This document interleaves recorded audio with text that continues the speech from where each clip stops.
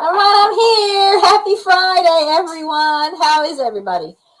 It's cold again here. Well, I say cold. It's probably low 60s here, but it was like 85 degrees yesterday or the day before. And we had another day in the last week that was about that same temperature. That was also followed by like a freeze warning, like within 2 or 3 days after the 85 plus day temps early in the week. We then had a couple of nights later a freeze warning here. And then we had some nice warm weather come in like a day or two after that. That's now being followed by some cooler temperatures. And so with each of these, these storm systems are coming through. Feels so much more like the old days, the way we're getting these storms. Now, they're not coming in the afternoon yet. That's what I remember most growing up, is these storms that would come in the afternoon. I guess as the earth gets nice and warm from the sun, shining on it, that heat rises, and that's what stirs things up and makes the clouds build and get full enough to rain on us. So it's not quite like that, but we're just getting such regular weather systems coming through now that it seems unusual, because we went for so many years with like no weather. It was just hot. Like last year we had a drought all summer. And then the year before that we had the snowmageddon thing. We had these freaky cold spells that were just unprecedented here in the Dallas-Fort Worth area. So I want to go over some channel stats with everybody for our channel members and previous guests on the show. Welcome to those who have joined us today. We'll have Jerry and Susan on in just a little bit to pick their brains about their channel and themselves. But let me share a screen with you. We'll do our stats. And I want to say welcome to Jerry and Susan. Also, they are our newest channel members. So they're up top on the list instead of being down as today's guests. The channel members all go up here at the top of the list. So we're looking at Nina and Boyce, Texas neighbors of ours that rooted in Texas. They're up to 826 subscribers today. I did want to point out that I was so excited that there are only 2 channels that lost subscribers in the last week of all these channels on my subscriber count spreadsheet. And again, as a reminder, this column F here, this just means that they have new content as of this week. So starting with Sunday, these channels have put up new content. It might be a short, it might be a long form video, it might be a live stream, but they have something new for you to check out this week if you haven't already visited their channels. So I encourage you to do that. So Nina and Boyce, 826, ordered steps. Just again, some great things happening there. She's at 869 subscribers today. No new content this week, though. My friend Akashi Chris at Mind Forked is up to 371. She almost always has new content. Like every other day, at least, there's new content at her channel. My friend Byron at 12 Stones Ranch, it's been a couple of weeks, I think, since he's posted anything. He was doing live streams pretty consistently, but I don't think I've seen a live stream even in a week or so. So he has lost another handful of subscribers down to 1750 something. My friend Joe Hupp in Australia has gained a subscriber this week. He's at 290. My friend Seth the Welsh is still holding on to his 55 subscribers. Again, not a lot of new content there. I don't think he's actively growing that channel. Let's see, Brittany and Big K at Flannel Hill Farm are up to 146 with new content as of today. My friend Nora, the Stock Explorer, is holding on rather to her 1,560 something. So there's always a possibility that she may have gained some subscribers. I can only see that 1.56 when I go to her channel. It doesn't show me the exact number. So she could have had, 1,560 last Friday and have 1,569 today. I think it starts rounding up though when you get like into the number 7. I think it'll round up. So she's still in that same range.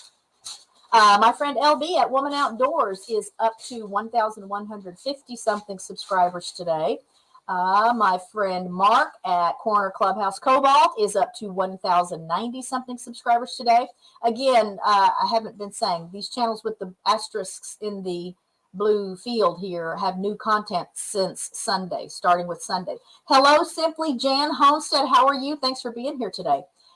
Jesse and Lisa at Lazy Days Ahead with Jesse and Lisa are up to 1,340 something subscribers today with new content. It is one of the uh, videos about their trip up to the Pacific Northwest. So some great visuals. This most recent one, I think, even has some really neat music and a great intro. So be sure and check that out.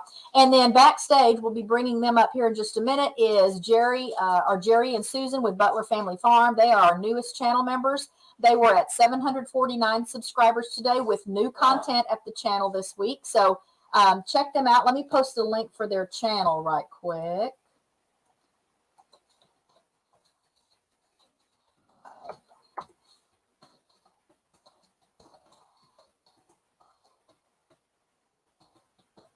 There's the channel link, so you guys can check that out. Do all the things, watch some videos, make some comments, like, share, and then subscribe so that when we see each other next week, I can announce that there's a bigger number in the column for them.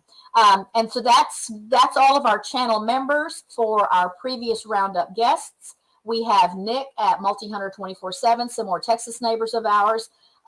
They are up to 648 subscribers. I'm excited that they're back to putting up videos. I think I had shared with you guys that they had taken a little bit of a break and there wasn't anything going on the channel for a couple weeks, but they're back to business now. And I double dog dare you to go watch Nick's most recent video. I'll just give you a hint that if you're squeamish about snakes at all, you want to have somebody hold your hand while you're watching. I think snakes are beautiful and I just really loved this video, but I dare you to go watch it. At least for the sake of showing Nick some love, go over and watch it and give him a like. Hello, Jen at Good Times Homestead with Jen and Steve. How are you? Thanks for being here today. Hello, Destiny at Dirt Road Destiny Farm. Thank you for being here today. Let's see. Then Tiffany at Mud and Mascara Homestead. No new content, but she has gained a couple of subscribers this week. There's great stuff there. So just because someone doesn't have new content this week, it doesn't mean you don't have a reason to go visit, particularly if the channel is new to you, because it means there's going to be all kinds of stuff you haven't seen yet. But for those of you who are already following the channels on my little spreadsheet, I'd just like you to know, if you haven't paid them a visit yet this week, that they have new content on the channel. My friend Robin at, I skipped. My friends Devin and Ryan at Our New Land, some Texas neighbors of ours, are at 1,040 something today. My friend Ginger at Not For Nothing Homestead is up to 794. Look at that nice jump she's made this week. Always new content at her channel as well. So if you visited already this week, I bet there's something new even today. My friend Robin at What the Flock is up to 460 subscribers. She is really looking for that 500. She is really, really working on that 500. I'd love for you guys to help her get there. There's some fun stuff at their channel and new content this week. My friend Lee at First Floor Audio over across the pond in the UK is holding on to his 1,070 something subscribers with new content. He puts up new content at least 3 or 4 times a week. My friend Rich at Rich New Design is up to 338 subscribers. Our friends Jeff and Lorena, some Texas neighbors of ours at Back to Country Homestead, are up to 551. Our California friends Ronnie and Brittany are up to 580, but still no new content. So they've had other things going on that have taken them away from the channel for a little bit, but they will be back. And I'll let you guys know when there's something new that they've shared on the channel. My friend Ashley at CNC Farm, again, just continues to plow over other channels and is just really, really continuing to grow by leaps and bounds. She's up to 1,450 something subscribers today. Again, new content there almost every day, if not every day. My friend Vicki Lund, Psychology Noir with Dr. Lund, is at 911 subscribers as of a couple of hours ago when I ran these numbers.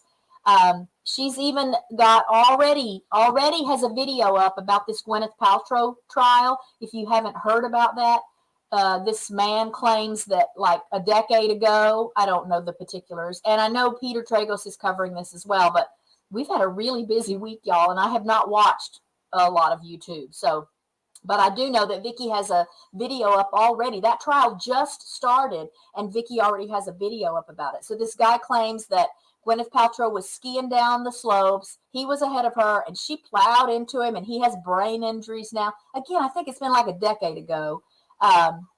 So who knows? Who knows? It sounds like, from the very limited information I already have, this is just a guy that, for whatever reason, decided he would see if he could do something about that, even though all this time has gone by. So we'll see what happens. And Vicky's already got a video up about the psychological aspects of the people involved in the case. So she's at 911. My friend Adam Sky is up to 237. Again, there's new content up almost all the time there. And welcome Beltloop 29, our new member. So let's look at your channel right now. Let's just pull up Beltloop's channel right now, and I'll tell you what subscriber count he has. Beltloop is among the very first people that I met when we got to YouTube. I know I had seen him in some live streams, and so that's what was kind of my introduction. Let me pull this over here. Let's see, did it change the scene for us? No, we didn't change the scene for us. So let me look at this. And we'll share Beltloop's page. All right, this is Beltloop. He's a great teacher. He's a great supporter. He's a great friend to so many of us here on YouTube. He's funny. He's interesting. And he's just really good at what he does here on YouTube. So you can learn a lot by hanging out at his channel. And there's just some good fun and friendship and fellowship that goes on there. So he is at 2,070 something subscribers. If you want to tell us the exact number, Beltloop, you can put a little comment in there, because all I can see, yeah, you guys can see what I'm talking about here. It just says 2.07K. So I don't know if that's 2071 or 2079. So that's why I always put it on my spreadsheet as just, 2070 something. So you will be on that spreadsheet. For next week, you'll be on the spreadsheet. For this week, we're just going to go by the, by looking at your channel right quick. So let me get back to the spreadsheet again. All right. And again, welcome. It really excites me. I'm really honored that you are that much a part of the family now, Beltloop. Let's see. My friend Dino at the Late Late Horror Show is holding on to that 102,000 subscribers with new content. Again, new content every day. There's an overnight stream every night. And then at least 4 or 5 times a week, there are movie reviews or trivia trivia contests or interviews with like paranormal and spooky related content creators. Hello, Devin. I guess that's Devin probably at Our New Land. Thank you for being here today. Hello, the Bud Files. How are you? Thanks for being here today. And now my friend Dawn Ray B is up to 453 subscribers today. Jen and Steve at Good Times Homestead with Jen and Steve. Jen is in the chat today. They are up to 849. Again, look at all these channels that are just right around the corner from the 1,000. So I expect in the next, for sure in the next 2 weeks, for sure by the week after next show, I expect to be announcing that there are at least 2 more channels that have hit 1,000 subscribers, if not before that. And again, together we all grow. Together we all go to the top. YouTube is not a one person wins it all opportunity. Everyone can have success. Everyone can enjoy what they're doing and be satisfied with the impact they're making with the content they put on their channels. That's why it's so important to me to introduce people to you here on the show. I want you to know who it is behind the videos that you see, because these are real people. These are nice people. These are smart and talented people. And I know that if you get to know them, you'll love them and you'll want to support their channels. Hello to Ralph at Webb's Web. Thank you for being here today. I hope I haven't missed anyone. If I've missed anyone, I'll try to go back and scan through the chat. But a blanket welcome to everyone. I'm always excited that you're here with me, and I'm super excited that you're going to get to meet Jerry and Susan today. So back to my list. My friend Nancy at Our Treasured Home. Again, look at this. She's at 901 subscribers today. And now not a lot going on the formerly known as Fat Ninja DM channel that was renamed or rebranded to Medium Ninja. So I know his son was going to try and take it over. He's young. He may still be in school. I know this is a busy time of year for all of us, but the school kids, I know there's a lot that happens this last part of the school year. So I'll keep my eyes on it. I will be leaving this on the spreadsheet in honor of uh, the loss of Daryl Simmons, Fat Ninja DM. Again, for those who may be new here, he had been on the show. He was a guest on the show on the 11th of November, and then he passed away on the 19th of November. It was a shock to everyone, but I'm leaving him on my list because he's a big part of the channel. He was a great supporter of RichKatRanch, and he was just a wonderful man. So now down to David, another Texas neighbor of ours at Safe and Sound Texas Audio Excursion, who beat me to 2,000, but I am right on his heels, y'all. He's at 2,030 something today. Lots of interesting stuff there. I typically don't spend a lot of time thinking about, the making of record albums and things like that. But David's got so much knowledge that he shares with us on his channel, and is also a good resource for like equipment. If you're considering buying some sort of sound equipment, stereo equipment, he's got all kinds of information so that you can make a good choice and not spend more money than you have to spend. So check that out. My friend Peter Tragos at Lawyer continues to pick up at least 1,000 subscribers every week. He's at 212,000 something subscribers as of today. My friend Ralph at Webb's Web, who is in the chat today, is up to 151 subscribers today. Again, so much that you can learn from him. He's got a lot of tutorials on DaVinci. He's very artistic. I'm sure he realizes that. So I love that balance. He's very techie, very geeky, nerdy. I like that. But he's also very artistic. So he's got a lot of beautiful videos up, and is just good at framing scenes and capturing the essence of what he has experienced or what he saw. So do check him out, guys. Let's get that number to grow a little faster. Did I already say hi to you, Market Corner Clubhouse Cobalt? I may not have. I may have just been announcing what your subscriber count was a little while ago. So hello to Market Corner Clubhouse Cobalt. Thank you for being here today. My friend Amanda at Bare Bones Living is up to 674 subscribers today. My friend Danielle at Danny Days Ahead is holding on to her 1,040 subscribers today. We announced the excitement about her being at 1,000 subscribers in last week's show.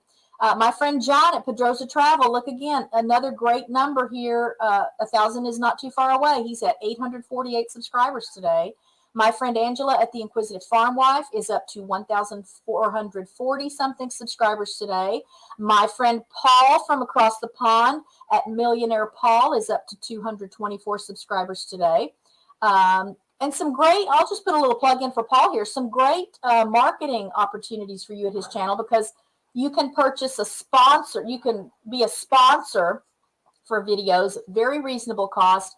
And there's a place on the video where throughout the video, your channel and a message from your channel scrolls across the top of the screen. So I think that's brilliant. And if anyone is interested in that, just contact Paul to see what you need to do to purchase, an advertisement, so to speak. And those run 5 videos in a row. So your name and your channel message will scroll across the top of his videos for 5 videos in a row. And he puts out at least 3 or 4 videos a week. My friend Tom Salta, check this out. He's at 805 subscribers today, and there's new content. He put up new content 2 days ago. It's kind of a techie thing. It's about, I think it's auto bounce. So it has to do with producing music and recording music and things like that. But those of you that met Tom the day I had the weird sound issues and he pretty much had to host the show for me, check him out. Go show him some support. Tom is a real life friend of mine. I've known him since 2005 when Xbox Live became a thing, because Tom Salta is a founding member of Geezer Gamers, which is just a group of adult video gamers from around the world. And he's one of the founding fathers, so to speak. And so I met him because I met the Geezer Gamers playing Halo 2. Halo 2 and Xbox Live corresponded coming out. Hello, Pete at Scratch and Pete, PA. So you guys go show him a little love. My friend Marin at Palma Pioneer Pantry is down a few subscribers today. Interestingly enough, she had not put up any new content in about 2 weeks. prior to the video that just went up a couple of days ago. And I like to just remind you, if you're a content creator, that one of the key elements in keeping your channel alive and healthy is to consistently put up content. And it's just so common that I see when the channels are not posting consistently, or there's been a big gap between when they posted, that it's not uncommon for them to lose a handful of subscribers. So just keep that in mind. I see Erica Olson, one of our channel members here. Thank you for being here today. How are you? And did I see someone else? There is my friend Vicki Lund at Psychology Noir with Dr. Lund. Thank you for being here. John at Home Bartending with John. Thank you for being here. Suburban Hillbilly, thank you for being here. Yeah. Oh, thank you, Suburban Hillbilly. Yeah. So the show is not just for content creators. First half of the show is generally more YouTube related from a content creator perspective. But then we go into some fun and games and did you knows and stuff like that. So hang around. Don't miss the second half of the show. Let's get this finished right quick. My friend Sparrow Spalding is up to 1,250 something subscribers. My friends Kenny and Debbie at the Adventures of Kenny and Debbie are up to 587. Again, see that guy? There's only been 2 channels that have lost subscribers this week. I love it. I love green. And check this out. So Bearded Eagle had just put up a short video, maybe an hour ago, maybe a little like 12-second video about his hitting the 1,000 subscribers mark, but he's at 1,040 something. So go and check him out. There's some good therapy to be had there, y'all. Just fishing with him and being outside. It's some of his favorite stuff. Involves those things too. He's at 1,040 something as of just a little while ago. My friend Heather at Come Hither with Heather is at 866 subscribers today. My friend Steve Robson that you guys met a couple of weeks ago, who takes the macro photography pictures of the little critters, he's rebranded the channel. It is now Wild Macro Art, and he's up to 14 subscribers with some new content this week. So check that out. My friend Shane, that was just a blessing for me. I hope it was true for all of you last week. Was on the show last week. He is up to 1,780 something subscribers today. Let me make sure I'm not missing anybody coming in. I scrolled up and then forgot to scroll back down. And then coming up, so we'll have Jerry and Susan now, but they moved up to the top of my list because they are new channel members. Next week, I'll do my end of quarter catch-up stream. We'll play some games. Haven't decided on which games we're going to play yet, but I sure would like to announce that we have surpassed the 2,000 subscribers mark. And on that day, I'll have some stats for you regarding the shorts. I'm putting up a short every day at 12 noon. No longer, these shorts are no longer than 17 seconds. I think the longest one is 17 and a half seconds. And I am dumbfounded at what those are doing for the channel. We've probably gained 30 subscribers just this week, just from shorts, just from those shorts. So they're getting good views, and we're getting subscribers that way. So I hope that I will be announcing the 2,000 that we've been looking at and hoping for when I meet with you guys next Friday. And then coming up after that, we'll have Shanster Travels on the 7th of April. Mike Lemery Films. He focuses on eagles in the wild. Lots of beautiful content there. You guys know I love eagles. And then the Vineyard Chicks will be on the show on the 21st. And Mountain Grandma will close out the month of April with us as our guest on that last Friday of the month. So now, without further ado, let me bring up my guests, Jerry and Susan. All right, you guys. Let's see. Make sure you're presentable. Here you come. How are you? Hi. I got the lipstick on. Yeah, me too. I'm doing lighter shades now. I'm thinking summer. I'm trying to think summer already because I don't like it that it's still cool here. So I know you told me before the show you're in the basement. Yeah. Is that just where you have your computer stuff all set up? No. We were in the basement of Streamline. So we're actually in our bedroom. Waiting for me to get here. Okay. Yeah. At first, when you said that, so my first thought was, oh no, is there like a tornado warning? No, we're under flash flood watch though. Oh wow! So and it's wet. Yeah. So I don't usually ask this question first, or I don't necessarily ask this question first, but where are you geographically? We're in the southwest corner of Missouri. Okay. We're like 30 minutes away from Kansas, 30 minutes away from Oklahoma, and 30 minutes away from Arkansas. Okay, so I bet you got that same system that came through here in the wee hours of the morning this morning. And where are you at? We're in the Dallas-Fort Worth area. Okay, yeah. Storm system came in from the west. We have so much, y'all. We have so much standing water in the backyard again, and on the back pasture. I just put a short up that shows how much water we have standing earlier today. Yeah, I guess I need to go out and record something. I only get stressed out because when the dogs go out, then it means everybody needs a bath practically before they can even be let back in the house. And I've just learned to live with all these footprints on the floor because I just can't get them all clean enough, just toweling them off. And it's kind of chilly, so I don't want to hose them off.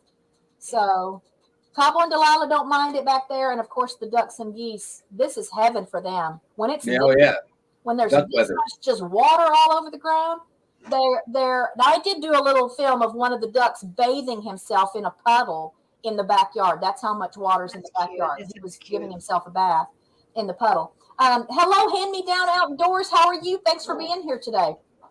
So let's get started with some rapid fire questions. You guys can take turns answering if you want to answer together. However, can you hear us okay? Yeah, I can hear you. Can you hear me? Okay, because we were sure that what mic was being used, so we were messing around with mics and stuff. But I guess we're on our webcam mic, so probably so. And so in the chat, just make sure you put a note if there's some issues with the sound or anything. Yeah, let me know so I can because I can't adjust it. Okay. So my first question is, what motivated you to start your YouTube channel? Well, the honest truth is, I retired a couple years ago, and I started watching videos, and I saw Daniel Arms doing his videos of his farm, and I thought, well, I could do something like that, and I really should have. We moved here in 2006, and we should have started doing videos then to show what progress we had done in this place. If you had seen this place before and see it now, it's unrecognizable. Yeah, we have people come by and tell us, "Oh my gosh, you guys done so much work here." So we've changed it all over, but we didn't record any of it as we were doing it. So I just said, well, you know what, that'd be a good idea. Because I have family that lives in Washington. Well, I had family that was in Washington. Still have a sister there. My dad passed away.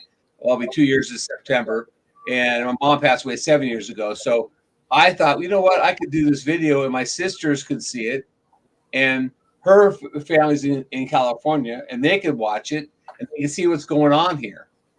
Because we get on the phone, they go, "What are you guys? What's going on?" And they don't really see what's going on. I mean, they can imagine it, but they can't really see it. So I thought, well, we'll just start doing it and recording it.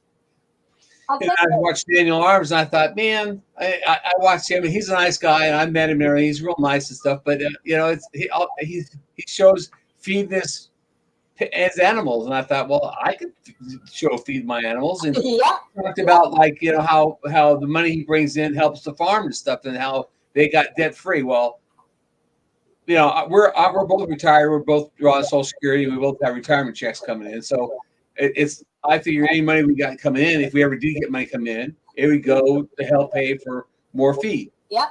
Well, that's what I've said to people all along. I just want to make enough money off this channel to keep our animals fed. Yeah, right. Help feed the animals, because they're the primary focus of the channel. But we're the same. When we found this property, it didn't need a lot of work, so to speak, but the barn had to be renovated a little bit. It was a single stall barn. We have 2 equines. We did some modifications to turn it into a 2-stall barn, and we painted. And when we first got here, we didn't have ducks and geese yet, so we built a pen and a coop. And so there's lots of things. Yeah, there's lots of great stuff I look back on too and think, wow, I wish I had video. I wish I had video of that. Yeah. But we started with PR, and I think, it doesn't change the quality of the content just because you don't maybe have the beginnings or the origin story on film. Hello to John Pedroza at Pedroza Travel. Thanks for being here today. So you've already told us where you are geographically, and you've already told us that you're both retired. So I don't have to ask about day jobs. But Well, Susan works off okay, farm still, and she works at home for a okay, company. okay. So she, you can tell her. Go Yeah. ahead. What kind of work do you do outside the house then? Well, outside, I go up to a freight trucking company, and I do their QuickBooks up there with their. It's just one day, and it's a guy that Jerry went to college with when after we moved here. So Okay. it's just one day a week, and then the other job I have is remotely with a company in Iowa that used to be down here, and I worked for them. When I was in the working age, and then they closed the business, but they want me to still do the job, and so I do it from home. Okay. So it's side gigs besides Okay. what I do here on the farm. Do you guys though have hobbies or other things you devote time to? Oh yeah, oh yeah. What We're do you- multi-layered, very multi-layered. So Okay. I bowl Okay. and I do woodworking, and my son does ironwork or blacksmith work, and we've been working on getting his shop set up. And Susan does sewing and quilting up the yin yang. Okay. So Okay. That keeps you busy then. Yes, it does. Yes. So I'm guessing you both equally share in, coming up with ideas for videos and filming and editing and uploading. It looks like you probably both do some of that. Yes, we both do it, but it's not coordinated per se. I'll just ask for the camera and take it with me when I'm going outside, because you just never know what's going to happen. Or if we're doing a project, we definitely try to remember to we're getting better at taking the camera with us. Okay. I do a lot of the shorts with my phone and send it to him, and he does that. He loves the editing, and oh man, I love it. I can sit there for hours edit and video. you do. I try not to do hours with it, but I like to edit, He likes edit the video. editing. I just did a video that comes out tomorrow morning at 6:00, and about her. She did out with a morning check and feeding. They keep goats and stuff. She goes out in the morning early. I'm still sleeping usually. Okay. He's always been a late night person. When we lived in San Diego, he worked at a grocery store, and he had a third shift type of thing. And so that's him. And I'm up in the morning. And so I go out and I take care of the goats, and go check out the herd, the calves, because it's both are having babies, and all that. So I do a lot of recording early in the morning. And then later on in the day is when we start doing the other projects, and he's involved with that. And then I crap out on the couch about 8:30, 9 o'clock, and he's still up, So then I crawl into bed. He's still up, but it all works out. Yeah, we're the opposite. Richard gets up early. I have to stay up late. And part of that for me, I think, comes from when my kids were little. The only time I could get anything done because I quilted and I sewed and was after everyone went to bed. So I understand. Went to bed, nobody needed me. Nobody was fighting with anybody. And I could sit down and do whatever projects I was working on. And that has stuck with me. I think I've always been more of a night owl anyway, but especially then when I had time, when I got to do things. Now, I didn't have the luxury so much when the kids were little of sleeping late. I would still have to get up, but it's still, I'm on the fire department also, and so when the weather's bad, I tend not to want them to sleep because I, worried about, because we're in a mobile home, and so mobile homes are a death trap when it comes to tornadoes. Yeah. And so, when wind's blowing and stuff, I don't sleep anyways. I'm listening for things that could happen. My radio goes off, talks about the weather and stuff. She sleeps right through. A train could run through the place and she'd sleep through it. But I'm a very light sleeper, and a little noise outside, and I'm awake instantly. So. Well, so you're still working even when you're sleeping. Yeah. His mind doesn't turn off. That's one thing we always said. I cannot turn my mind off. It just won't stop. Yeah. Well, I listen to audiobooks or those old time radio shows at night. That's the only way I can get my brain to shut off. Is just to have something I'm not even really processing it, but it's like white noise kind of, and Yes. it doesn't allow my brain to keep thinking about tomorrow or replaying something from today. It doesn't allow that because I'm listening to the story. So that's been a huge difference. I've been known to fall asleep in the chair. Listen on a live, or listening to a live something. And she'll come in. She'll come in. And say, "What are you doing?" I said, "I'm watching lunch." She goes, "No, you're not." I'm resting my eyes. Yeah. So when did you upload your first video to the channel, and what was the video about? Or Well, I started the channel in November. I actually joined in, I think, October, November of 2021. And I think I uploaded the first video. It must have been in November or December. Okay. And the first one we did was we were repairing fence. And we're on 116 acres. Right. And so when we first moved here, and this is kind of a long story, but I'll try to tell it short. When we first moved here, I went back to college to know what I was doing on the property because I used to be in the retail business, and so I came here and I've always raised animals somewhere. I raised animals when I was a kid. I raised rabbits, so I've always had my hand messing around in some kind of animals. So when we came here, I went to Crowder College. You got a degree in agriculture, so I would know what I was doing with the soil and the crops and stuff. And I cropped this place. So we had row crops. We had corn and soybeans and wheat. And I did that for the first, 6 years or so. And I started thinking, I'd be out there until 10, 11, 12 o'clock at night, planting or harvesting. And I started thinking, you know what, this is getting to be, more work that I really want because I'm getting to the point where I want to retire. So we decided to change over from crops over to cows.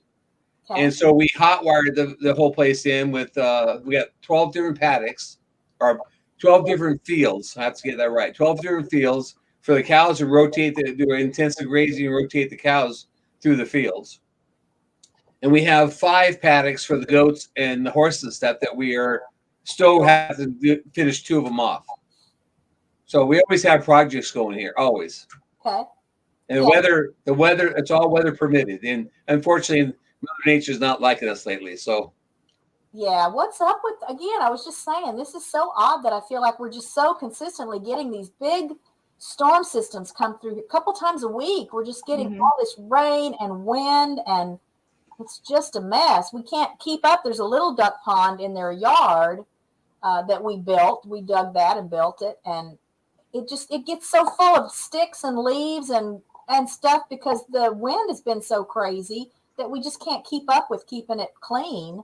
I'm about to just tell Richard we just need to fill it in because it's just no fun when it's not pretty. It's hard to keep water clean with ducks and geese around anyway, but when I go out in the morning after a storm and it's just full of just junk, stuff that's blown in from who knows where, it's no fun at all. Jerry thinks we live either in Kansas or Chicago sometimes with the wind, because we don't get just wind. It's like 20, 25 miles. Yeah, it's not a breeze. It's blowing hard. Oh yeah, same here. So you step away from the buildings, like it's not so bad like in the front part of the house, but if you walk towards the back, you get knocked over and you think, where the heck's that coming from? And then you remember that, there's some blockage here. But anyway, 20, 25 miles day after day after day. Oh yeah, it's messy. Yeah. So, and I wanted to tell you, did you see that backdrop I made for you?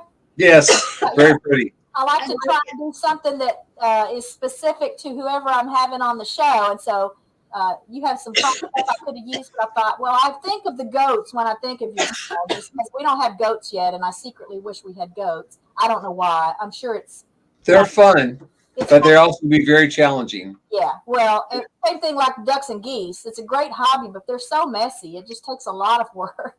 Well, we've learned our lessons on fencing and stuff, and we've got it down to science now. So, everybody says, "Oh, you can't keep goats unless you can keep water behind the fence." Well, you know what? I found that if you use a 4x4 wire, you can keep goats in if you do it with a 4x4 wire and a hot wire. They do not like hot wires. Okay. Okay. Hello, Urban American Homestead. Thanks for being here today. Hello, Stephen at Papa's Kitchen. Are you at 100% health yet? I hope you're well. I hope you're doing well. Rebecca Touched by Yarn, thank you for being here today. All right, so do you have a video on the channel that's like your favorite one, or the one you're most proud of, or among ones that are maybe among your favorites, or among the ones you're proud of? I don't really think we have a favorite channel. I mean, a favorite. Well, the only video I really like is the one I met Pete Weber at a bowling alley. That's one of my favorites, meeting him, because I mean, He's very nice. he's a very nice person. There, there's a lot of rumors about, or a lot of stories out there about Pete Weber and his temper and stuff. Yeah, he did have a temper when he bowled. But I was in a tournament last fall, I guess it was, and he was there, and I got a chance to meet him, and he allowed me to record him on our channel. Okay. So nice. Because you followed his dad. Yeah, because I used to follow his dad, Dick Weber. Okay. And that's what actually got me into bowling. And I've been actually bowling since I was 5 years old. Oh, wow. So, and I used to carry over a 200 average, and I'm a little below that now. So, Slowing down.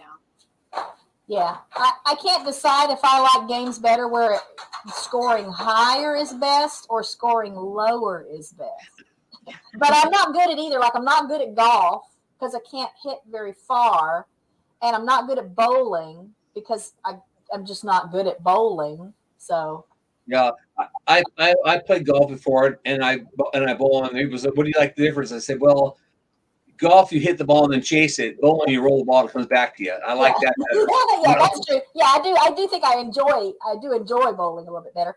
Did you see, I don't know if you can see these notes, but Urban American Homestead, it's Julie and Andy that met you at the Creators Conference in Oklahoma last year. I'm sorry. She's talking to. Urban American Homestead is here, and they are Julie and Andy who met you at the Creators Conference in Oklahoma last year. Yep, I met her. I remember them. They also have Great Pyrenees dogs. Okay, so he remembers you, see? Hi, City Pro Services. How are you? Are there two different? Oh, they're here from both channels today. That's nice. Wow. Yeah. If you have a second channel, guys, log in. The watch hours are nice. Let's see.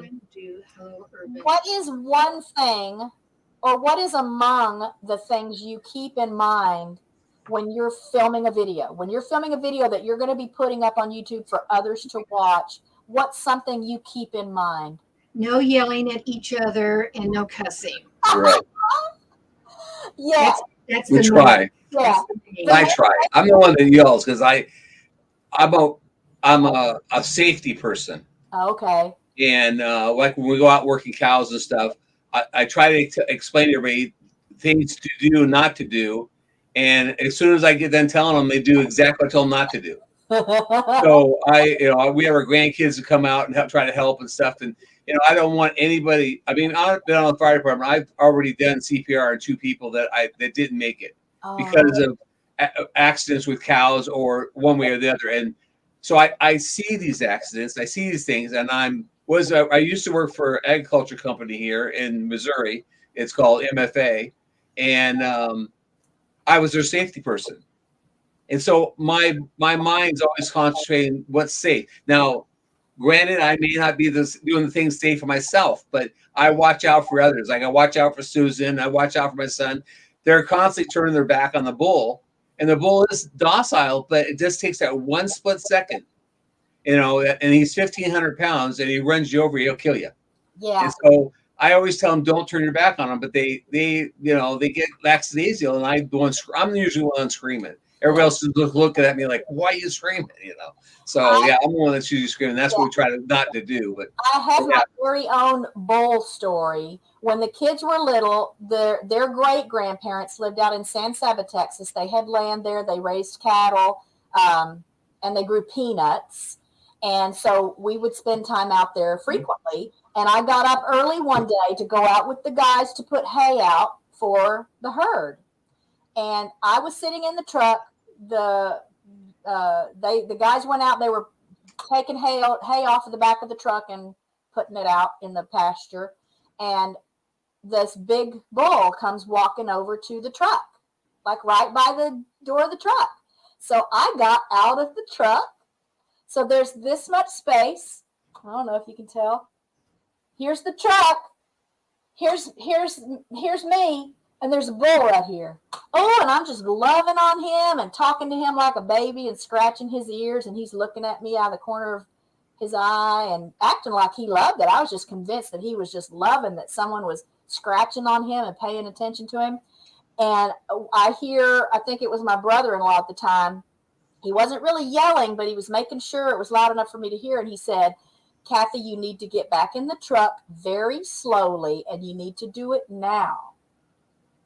So I got back in the truck, and I thought, I don't know, maybe they see a snake on the ground. What am I? I'm not even thinking, because I didn't know about cattle. I just wanted to go out and pet the cows. That's why I went with them.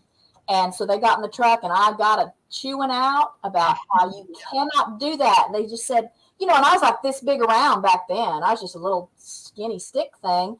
And they both just said to me, all he would have had to do is move over like 2 inches, and you would have just been smashed. You would have been splattered against that truck. And he wouldn't be necessarily doing it to be mean or anything. He just weighs like 1,000 times more than you do, and it would only have taken a couple of inches for you to really get hurt if you lived at all. So lesson learned, But yeah, I've lost a few friends because of bulls and stuff, and since we moved here, I've lost a few friends, and it just takes a split second, and you just have to think twice about what you're doing. Is this really the smart thing or the wrong thing to do? Yeah, and that's what they were telling me. That's what they were telling me. But I was just eating it up that I'm petting this. I mean, John, he was giant. I mean, it's not like I didn't realize how big he was. I just convinced myself that because he was being still and letting me pet him, and because he walked over to the truck, that he wanted me to do that. So, but again, lesson learned. And now I know to pay more attention around any of the big animals. Our horses are nice too, but right. I just have to pay attention. And well, yeah, Susan can tell you about getting stepped on. She's been stepped on more than once. Oh yeah, her toes, and she's been kicked by the horse one time because she was standing in the wrong spot. And yep. So. And let's see. I see Brian and Shirley from Just Doing Our Best are here today. Hello, Vineyard Chicks. How sweet. Vineyard Chicks are here today.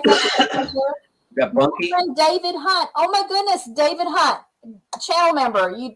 David Hunt just joined the channel again. I think he had a gift subscription that we had put out for everybody a month or so ago. So thank you for that, David. Thank you for that. And again, if I missed anyone, I'm sorry. Blanket hello to everyone.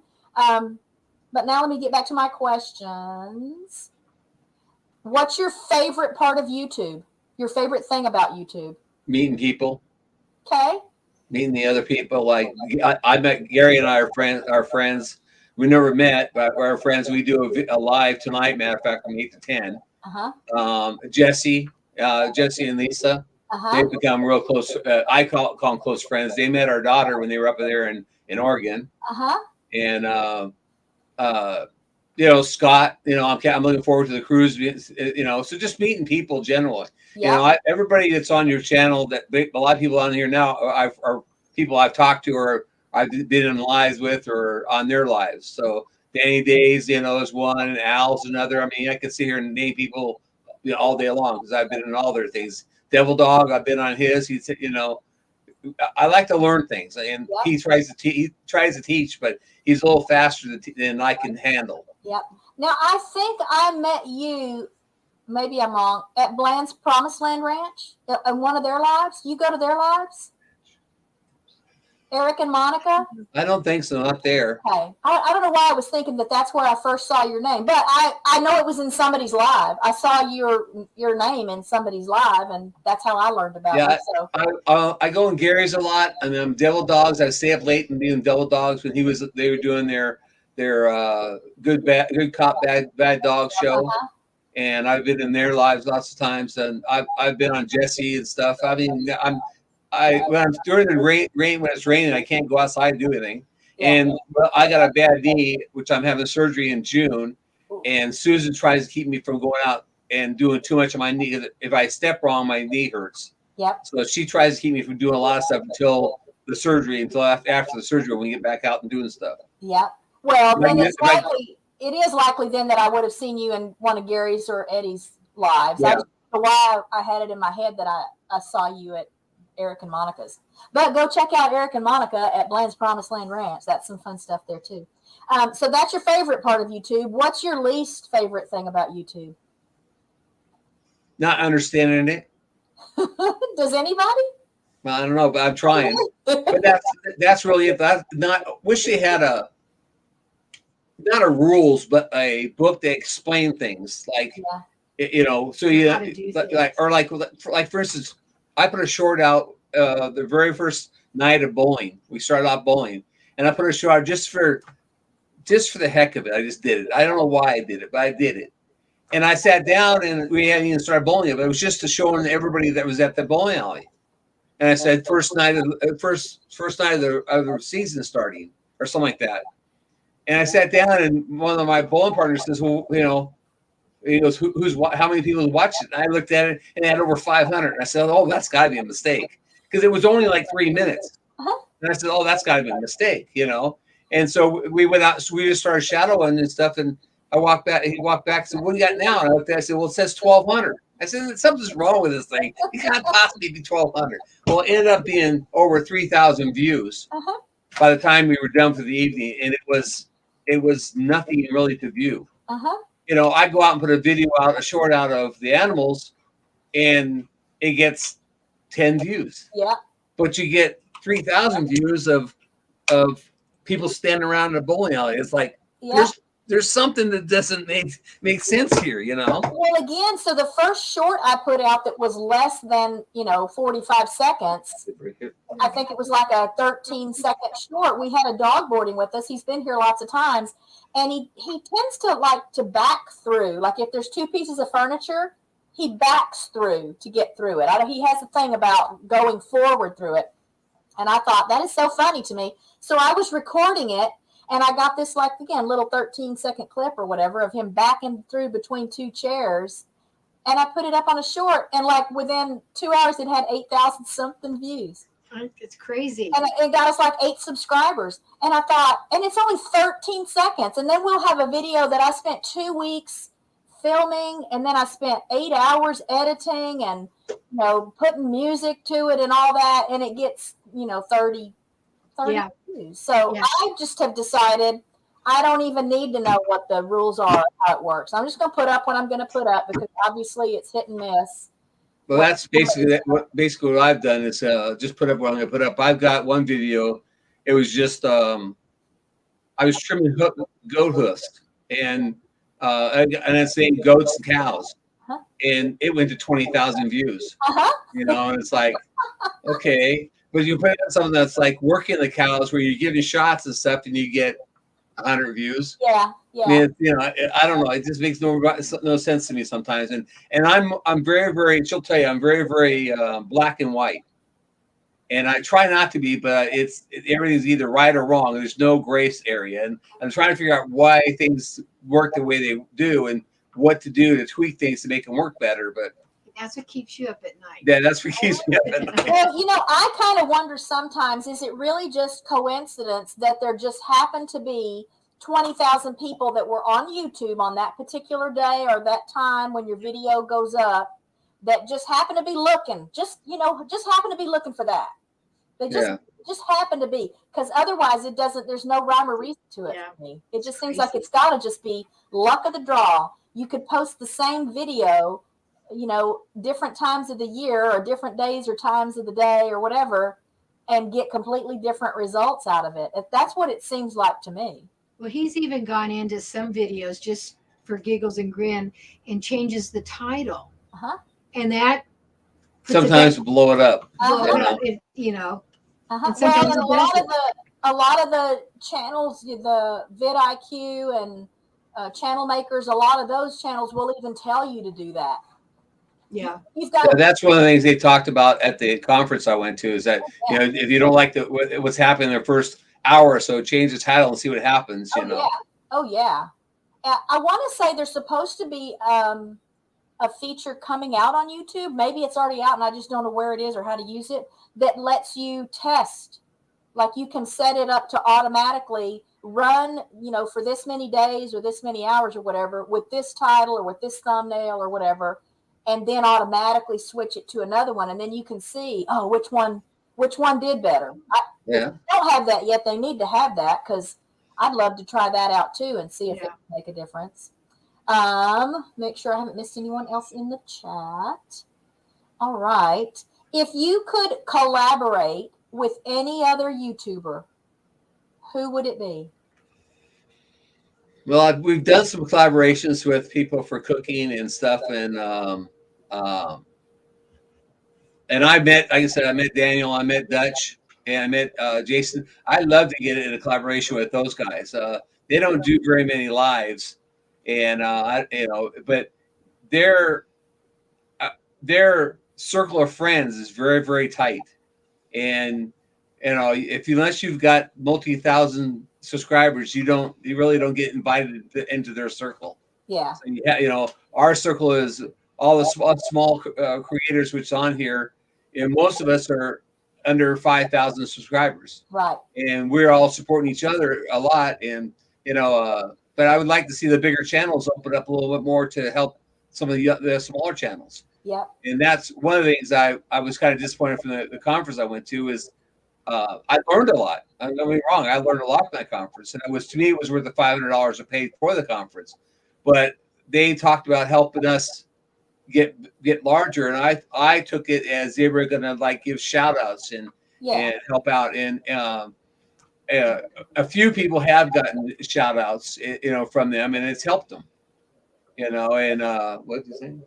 And so that's what I like to collaboration wise. I like to get something like that. Yeah. I also like to see more veterans be involved in channels. I'm a veteran myself, and Eddie is a veteran. Yep. And Eddie said, and he's right. Us veterans got to help support each other. Yep. And I've been thinking about doing a video on it for veterans. What branch of the military? I was a Navy. Thank you for your service. You're welcome. We're a Marine Corps family, but I came from an Air Force. All right, we supported you guys. What's that? The Navy supported the Marines. Yeah, yeah. I'm sorry, Eddie and I go about this all the time. He kept telling me, he's a Marine. I said, yeah, but you weren't a Marine without the Navy. So. Yeah, maybe you could do a video, featuring Marine Corps vets, and Richard would actually participate in it. I'm just now getting him to actually be in more videos with me, but maybe he would step it up and get in on a collaboration like that. So do you have any projects in the works, videos you're filming now? I know you said you've got a video going up early tomorrow morning. Right, it's coming tomorrow morning.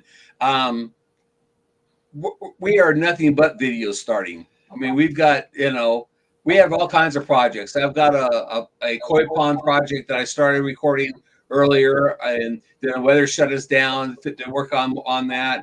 We've got fencing we're doing, and we're shut down on that because of weather. We've got housing to do for horses.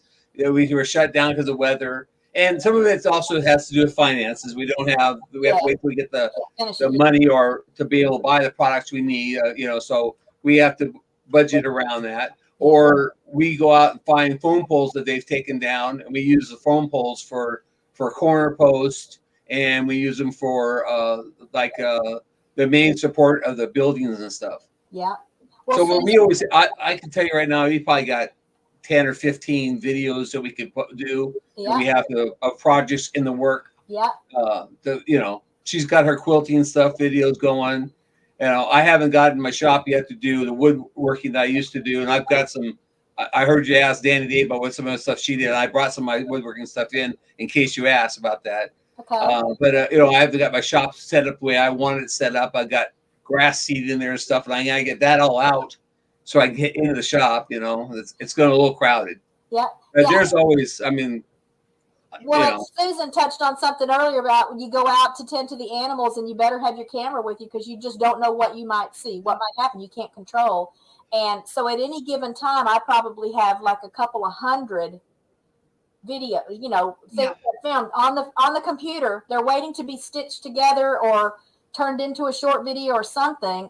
Just so I've always got stuff I could be doing. It's just making the time and right figuring out what to put together to make a video out of it. We had a on Monday, I grabbed the camera and ran out because my son said when the donkey's head was giving birth, and he said she flopped over, and I went running out there with the camera and stuff, and I thought, well, we're not going to record this because the baby, I had to pull the baby, and it was stillborn. Oh. And so I thought, well, we're not going to record that, and maybe I'll just do a little blurb about how we were expecting our baby, and it would have been a little Jack.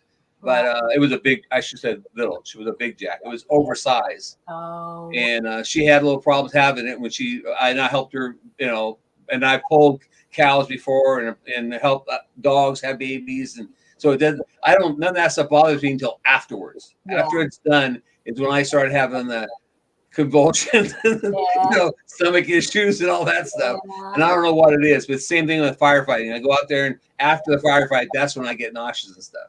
Well, but thank goodness for that then. Not that you get nauseous at all, but thank goodness that, you're able to manage it when you need to be able to manage it. And I just think it's nerves and anxiety and stuff builds up during it, and then afterwards it just hits me. Oh yeah, but that's good to get it out. Yeah, because there's guys I'm sure out there that don't ever let it out. They don't ever give in to the nerves, the emotions of it, and then down the road there's all kinds of troubles, beyond not being able to sleep well. So that's good. Where do you see your channel, like in 6 months, in 5 years, or where do you want to see it? What do you hope it will be to the people that stop by to visit and watch videos? In 6 months, we're hoping to be at 1,000 subscribers. Okay. We're kind of planning that. For March. March, September. Okay. It's actually, is it 6 months now? Oh yeah, 6 months. Yeah. September 1st. In September, we're going to be 1,000, so we can have 1,000 giveaway. Okay. And we're gearing towards that now. We're collecting things that we want to give away. Okay. And you were at 749 today. It could be before September. He's been real active with all these lives, and the numbers kind of go up, and if we're consistent with our videos, which we got off a little bit, we haven't had that much this week, but we're trying to do videos like every other day, and throw in some shorts, because I truly believe the shorts bring people in. They do. You see a cute one, and and then right now, of course, they're not counting, but then they start watching your other stuff. And he's done a really great job in organizing the playlists and things. Okay. So I think that's helped a lot. And then we're, getting a little bit more involved in some collaborations, which expose you to other groups of people, that when you connect up with different hosts and things like that. So, yeah, we're looking forward to September. Wow. And in 5 years, I don't know. 5 years. Well, according to Sling Blade or something, I've got one of those things that we should have 55,000 subscribers in 5 years. Yeah. And I'd be happy to have 5,000 subscribers. Period. That'd be it. Yeah.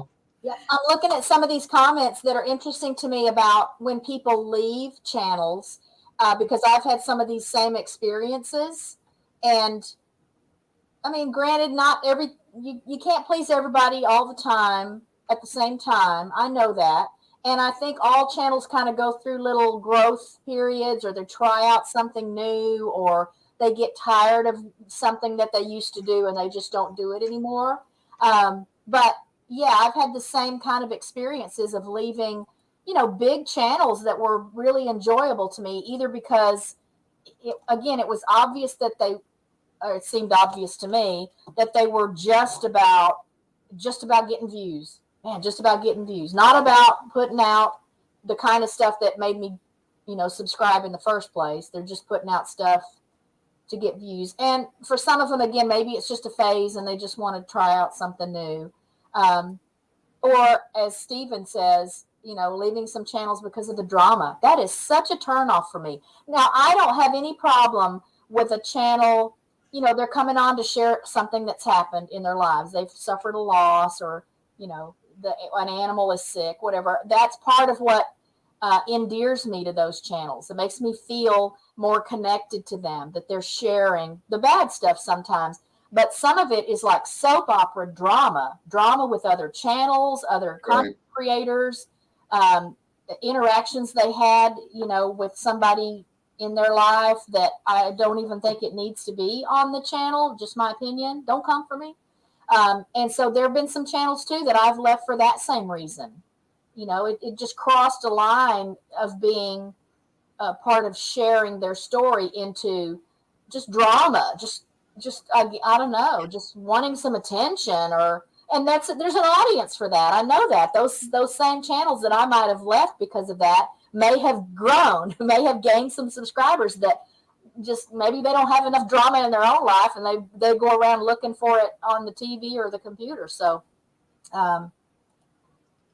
it's interesting. I saw these comments in the chat, and I just shared your link again in the chat. So guys, I'd love for them to be pleasantly surprised to hit 1,000 subscribers before September. I'd have a heart attack. But that's how YouTube works. Well, because originally we were doing this as sort of like for all the family that's not here, and for the grandkids later on to see what Grandma and Grandpa did, we talk about the farm, whatever. So we were just doing that. And then Jerry says, well, if we get, X amount of views and we get X amount of subscribers, we might make a little bit of money. And I said, okay, fine, whatever. Now I just let him do it, And then eventually I don't know how it happened, but it just evolved where I'm out there not doing all the videos. I'm doing the early morning videos. Let me explain. Let me stop you. No. I have to make sure my hair is combed because I'm out there in the morning, Let me say something. When I started it, I was doing the videos. I was setting up the cameras. I was doing the videos. And then all of a sudden, she just sort of moved in and took over. So she's out there doing all the videos, and I'm in here editing it. And she really likes to get out there and do the stuff. And then she'll say afterwards, oh, my hair wasn't coming. Or, oh, I didn't have lipstick on. I'm going like, I was even there to do when you did the video, which like the ones I got where she goes, it's called Don't Tell Jerry About This. I think it's called. She went out. I have just filled a hole in that was like 3 feet deep, the rut, and filled in with dirt. And I said to everybody, do not drive over this. We got to let it dry. We got to let it get packed in. Stay out of it. What'd you do? Next thing I know, she brings me the camera and said, and then there's a video, and she goes, oh, there's a video on there. So I start editing this video. I go, hold it, what is this? And she had got the mule stuck in that rut where she was told to stay out of, and my son had to push it out with the tractor. It's like, when did this happen?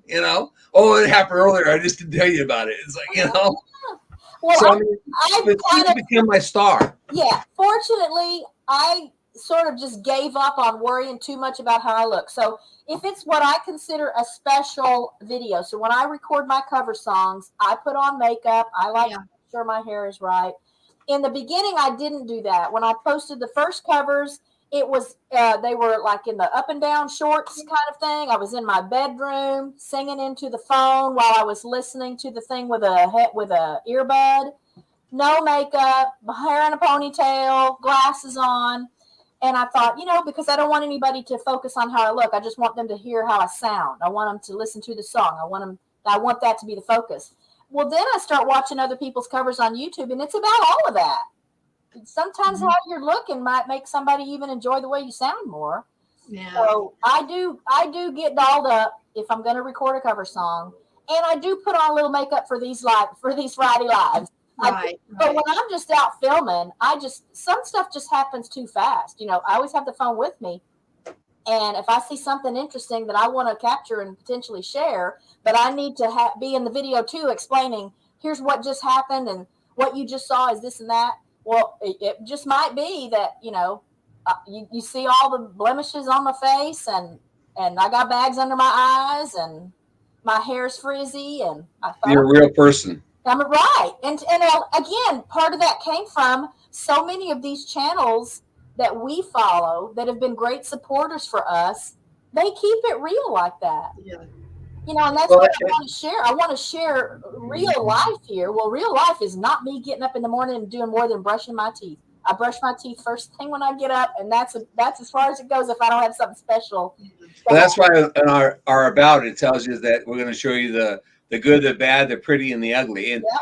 on the ugly part, we try to be careful because we don't want any strikes for when we're doing it. Yeah. Because it would just defeat the whole purpose of doing it. So that's why I didn't record the baby being stillborn. It was, people don't need to see that. I mean, it happens. It happens on a farm. You lose animals every day, or not every day, but you lose animals, and there's nothing you can do about it.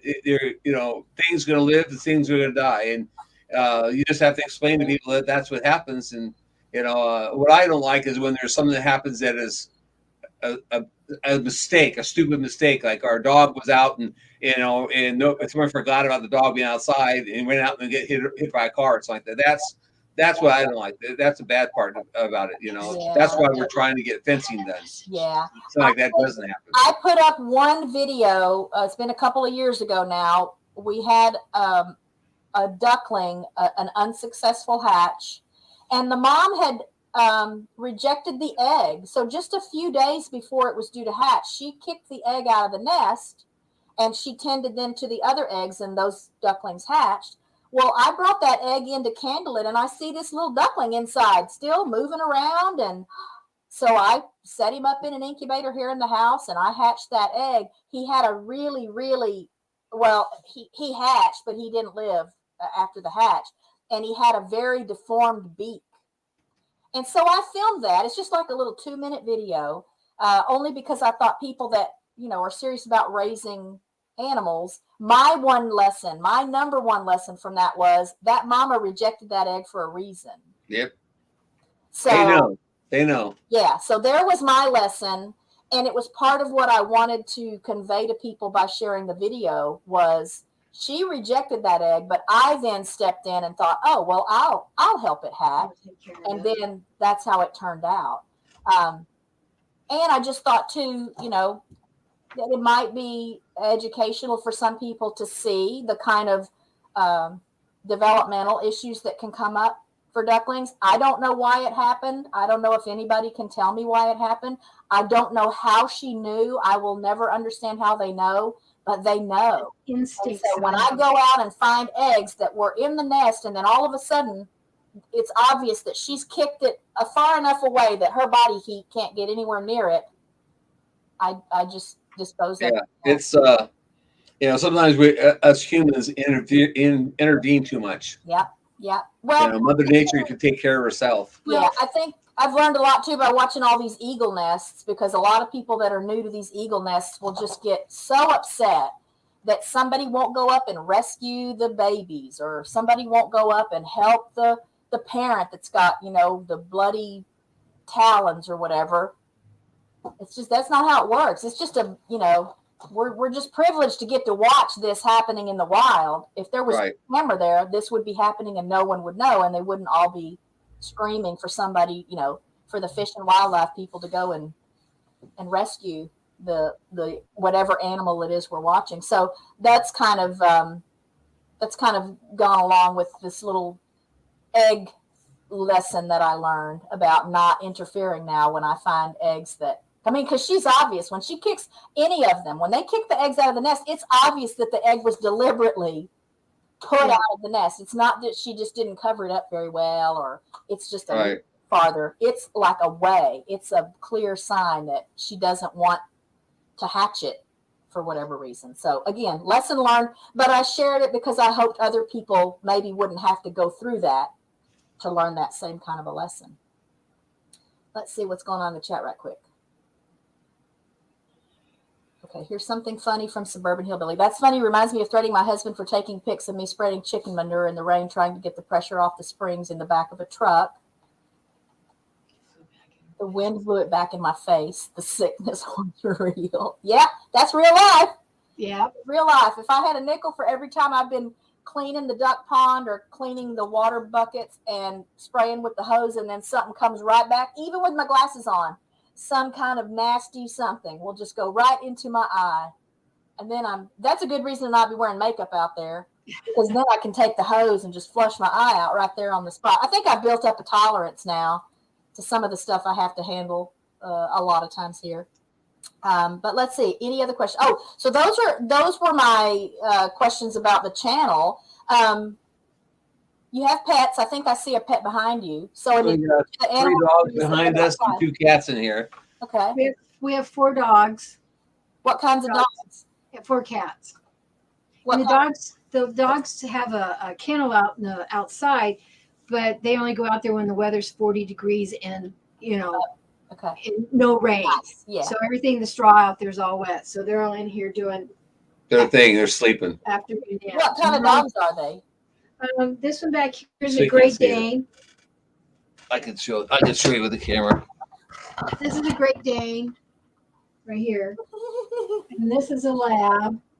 And then the one back there on the pillow is a cow dog. Okay. And then we have a boxer that's probably out on the couch someplace. Okay. They're all rescue dogs, basically. Yep. And the cats, we have 4 cats, and all 4 of those cats have come from across the street or down the road and followed him to the house, except for one. The oldest one walked from 3/4 of a mile, and my older son found it 16 years ago. Is it 16? Yep, 16, about 15 years. 13. Whatever. 2007. Anyway. He's over here on the dresser. Anyway, so he came from a litter that he followed somebody, and then the other boys came home with Jerry, and then we've got a girl cat. So if I were to ask you how many total animals you have, can you answer it? Close to 100. Okay. We got. You're the quickest at answering. That's the quickest. Huh? That's the quickest anyone's been able to answer when we got pretty close to 100 because we've got 20 chickens and we got 25 goats and 40 some odd cows right now. And then we got 4 donkeys and 3 horses. Yeah, that's pretty close to 100 right there. Yeah, I mean, and 3 llamas. Okay. So yeah, we're pretty close. I've not counted out actually how many animals we have, but I'd say pretty close to 100. Is there anything you don't have yet that you're going to be getting? No. Okay. Well, she has that's. I wouldn't say anything because she wants a pig, and I say no. Well, just because we're trying to be self-sufficient, and we do have several resources that we can get pork from, so we don't really have to, We have friends who raise pigs. Let them raise the pigs. I know enough about them that I don't really want the mess. And it's not the mess when they're there; it's the mess afterwards because they kill everything around it. It takes a while for it to grow back. Vegetation. Yeah. What's your favorite kind of food? Steak. I mean, that's my favorite steak. Yeah. Beef. Meat and potatoes. Yeah. Yep. Do you butcher your own cattle? Do you raise your own cattle? Okay. So we don't process them ourselves. Okay. I take them to a processor and have them process them. Okay. I have had cow, what do you call it, killed here, I guess, and then they took it over to the processor that kind of made it all into hamburgers. We had a cow that was down, and she had broke her hip or something like that, and so we had her processed into hamburger. Okay. And we have eaten goat. I'm not going to eat llama. There's a couple people who said that we should eat llama, and we're not going to eat llama. I'm not. So thank you very much. But do you just raise the llamas for pets? We like to raise them for guard animals. That's the reason we got them originally. It's for guard animals. Oh, yeah. I'm very practical and very cut forth, and I don't want dogs out with the goats because I don't want to have to go out and feed the dogs special. If it's raining, and the llamas are out with the goats, and the goats are eating hay and grass, the llamas eating hay and grass, and it's snowing and raining out there, I don't have to go outside. They don't have to go out there a special trip just to feed a dog. And that's why I don't have guard dogs, because of that reason. My dogs are in the house, are our fur babies, and they get spoiled and they stay in the house, and I feel bad for any dog that stays outside like that. So that's the reason we don't have them. Yeah. Well, we added geese to the flock of ducks because geese are guardian animals. And then we've got a mule, and she does a good job, I think. Yeah, so too. And if we are, if we ever get where we have a donkey we can't sell or give away, stuff like that, then we will put one of the donkeys out with the cows. I said, but what the male donkeys out here now is supposed to go to Terry and Mike from MT Homestead. As soon as they get their fencing done, it's going there. I give it to them. It's theirs. I'll give it to them. Okay. They want to get goats. Hello to Templin Acres, and hello to my friend Schultzy 100 to see. He's got a comment here. Wow, I like that he said pretty close to when I asked you about how many animals you said. He said awesome, kind of a rad couple. Nice, I'm down with these folks. Amazing. I feel totally lazy right now. I'm just glad you're here. I'm always tickled to see you here today. And I know Kate. I said hi, Kate from Temple Acres. I know her. Okay. I've been talking to her on lines and stuff. She asked me a bunch of questions one time. I try to help her out. Okay. Do you guys like to travel? Have you traveled much? I know it's hard to get away when you have a lot of animals, but I go to California once a year in August to do a quilt retreat with my mother and my two sisters who are in that area, and that's and we will do that until we are gone, because that's what keeps us, that's the thread that binds you together or something, whatever that saying is. But anyway, we have that commonality. And Jerry and I went to California last January, wasn't it? Yeah, a year ago January for a celebration of life. And he used to do school trips, but we really haven't traveled that much together. And we've been married for 38 years. 38 years now, and we really never. I'm a working nut. When I used to take vacations, when I worked at the grocery store, I used to take vacations. I worked at home on the yard or whatever. We never really went on vacation. Okay. And matter of fact, when we got married, we never even went on a honeymoon. It was just like we went home and she had 2 kids from her previous marriage, and we had the kids, and that was our vacation. So I went to Alaska because we were used to a gold prospecting club in California, and a friend of ours had a claim up in Alaska, and I went to Alaska on a vacation, 18 days myself. So my vacations are separate than her vacations. Okay. We go to Branson once in a while. That's why you've been married 38 years. That's probably why. Yeah. We go to Branson once in a while and have spend a little time down there, but we don't. Our biggest vacation, going to be our vacation, our honeymoon, and everything. It's going to be to the Alaska trip in 2005. Yeah. Or 2025, I mean. Yeah. 25 with Jesse and Scott and stuff. That will be and we've got that already signed up and everything. And matter of fact, I think I've got the room next to Jesse's. So, that's where we're going to make that our big honeymoon, vacation, everything. Who's going to tend to all the animals while you're gone? Our youngest son, who's gonna be home here. Who our youngest son lives with us. Okay, nice. And not really. Oh. He's 35 years old, and Well, at least it's nice if it means you're going to get to go on the cruise. Yeah, he handles things. If he wants to come down here and stay sometime too, maybe Richard and I can take a vacation again. Yeah. He's better. He's actually better off when we're not here. He does things better when we're not here. When we're here, it's like Yeah, well, tell him to call me. Yeah, well, yeah. We haven't been anywhere. We went to New York in 2019, and anytime we go away, someone has to stay here. We just have to be animals. It's not like cats, and you just go put out food, a couple times a week, and we've taken the dogs camping a few times, and somebody's stopped by before we had all the other animals, but otherwise, we just have too many animals, and animals that have to be penned up at night and stuff like that. So someone just stays here. So tell him to call me. And so Schultz, yes, geese are guardian animals.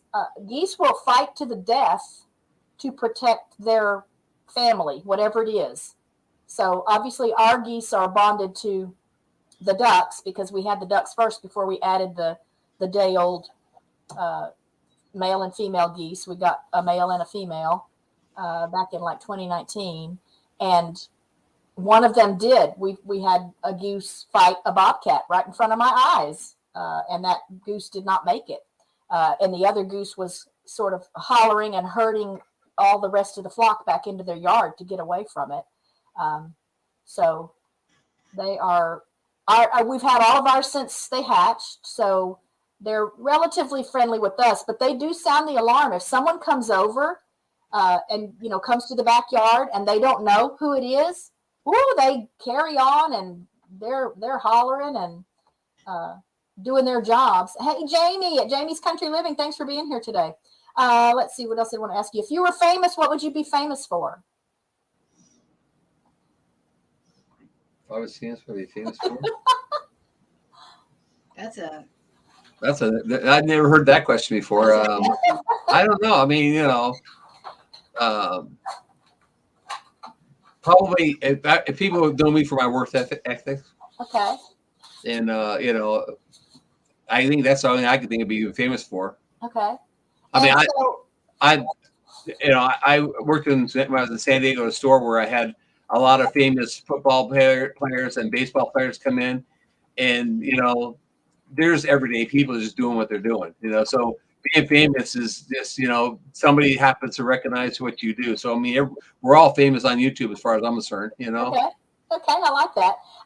And give yourselves a plug here. Are you on other social media? I have a Facebook account and I have a Butler Family Farm Facebook account, but I don't really work it that hard because I can't get it to sync up like everybody says you can do, and I don't know what I'm doing wrong, and I need somebody who knows more about Facebook to help me straighten it out. But it's it's one of those things that's going to take time to fix it up. But and I have my own Facebook account, which I have almost 1,000 friends on there because a lot of them are from Crowder College. When I went to college, when I first moved here in 2007, I was doing full time there, and all the students, which were all 18, 19, 20-year-olds, and here I am, 50 years old, going to school. All they I don't want to say they huddled around me, but they all accepted me as themselves. So they talked to me. So I'm all their friends on Facebook. They're all my friends on Facebook. In fact, one of the students is the one that made my Facebook page for me because he said, "Do you have a Facebook account?" And I said, "What the heck is a Facebook account?" And before that, there was MySpace, and I didn't know I'm not dealing with that stuff. So he made me up a Facebook account, and that's where my Facebook account has been from. He made it up, and it was the students that all jumped on there, and I had like 100 friends before I even knew what it was. And but I play a couple of games on there, and so I've got friends from all over the country, the world, that play the same games I play. And there's Kevin. Hey, Kevin, how are you? We just started I was going to say, welcome. You just started a what? Instagram account. Okay. Yeah, we've got Facebook and Instagram. We had a Twitter. I never used it.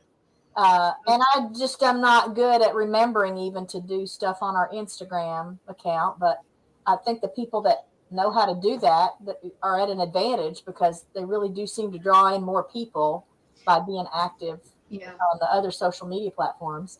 So yes, this is Kevin, you said? Yeah, JKS is Kevin. He lives basically about 15, 20 miles from us down the road. Okay. He's down in Cassville area, and nice to have you here then, Kevin.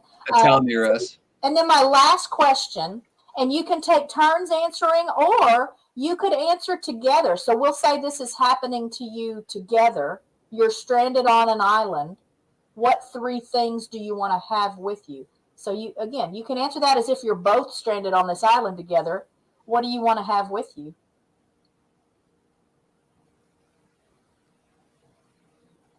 I don't know. I'd say food and water. My knitting and crocheting. That's the 3 things. Okay. Yeah. All right. So, well, that's good. You could knit and crochet some blankets and things too to keep yourselves warm. You could even maybe knit or crochet some sort of a structure. Cover it with leaves or whatever. And with I like that answer. I hope you guys had fun. This was a treat for me to have you on the show. We did. It was. I'm going to be expecting that you will hit 1,000 subscribers before September. I'm just going to put that out there. We're working at it. And I encourage and invite those of you that are in the chat that are not already part of Jerry and Susan's channel, Butler Family Farm, to go over and show them some love and support so that I can be correct about that, and we can be celebrating that 1,000 mark before September.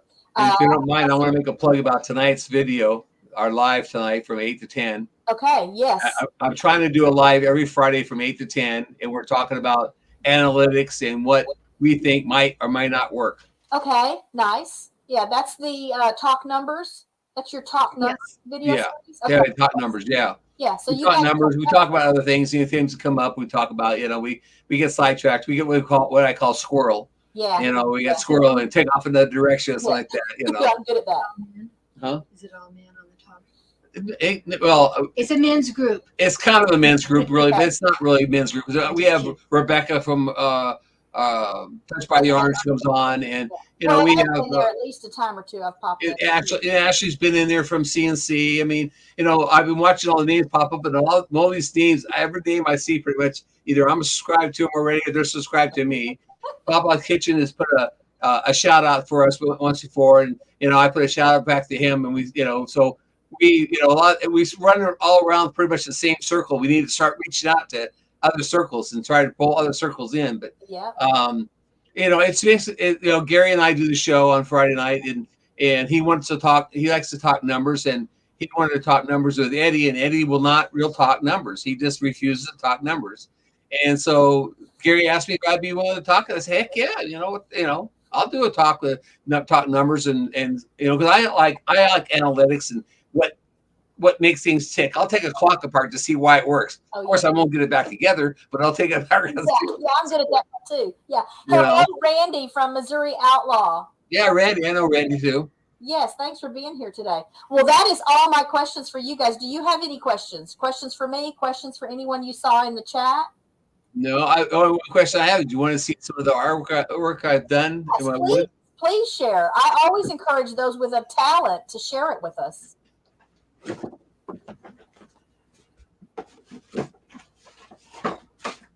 I agree with you, Schultz. This is one thing I started working on. It's a squirrel. Okay. And it's in a tree. That's just a slice of wood, correct? Yeah, it's just a 1 inch and a quarter slice of wood. It's called relief carving. And it's a drawing, and you start taking the back out, and you work your way to the front. Oh, neat. Here is a project it's done. Oh, nice. This is wooden? This is all wood, yeah. So this is like, if I touched it, it has levels and depths. Oh yeah, you can. I'll try to see if I can get the. That's amazing. You can see the depths of them. That's amazing. Yes. That you cut it out. You start to like your bark stuff. You dig out the bark, the farthest part, and you work way to the front. Okay. And then this is all painted with watercolors. Okay. So do you draw these things yourselves? Sorry, what? Do you draw those things yourself? My son could draw them for me, or the class I took, that guy, you can buy stuff that's got drawings already on it, and you can draw them out. But it's all you're carving yourself. Okay, I love it. Yeah, that's amazing. Here's a picture of the squirrel when it's supposed to be one that's done already. Oh, it's wonderful. Yes, that's what it's supposed to look something like that when it's done. Do you have a store where you sell that stuff? No, I don't. Are you gonna have a store where you sell that stuff? I do.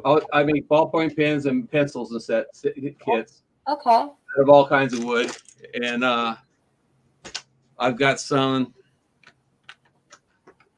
I mean, these are things I just mess around with wood wise and stuff. Okay.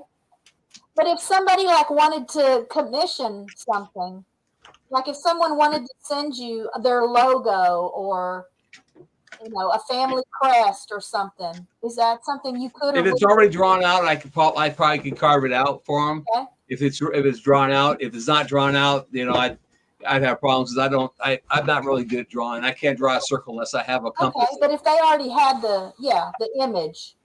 So if you guys are interested in that, you can find Jerry and Susan's email at their about page. That's where I got their email. And we showed you earlier, one of Susan's quilts. We'll try to show you the dog you're on it. That's one of her quilts right there. Oh gosh, yeah, nice.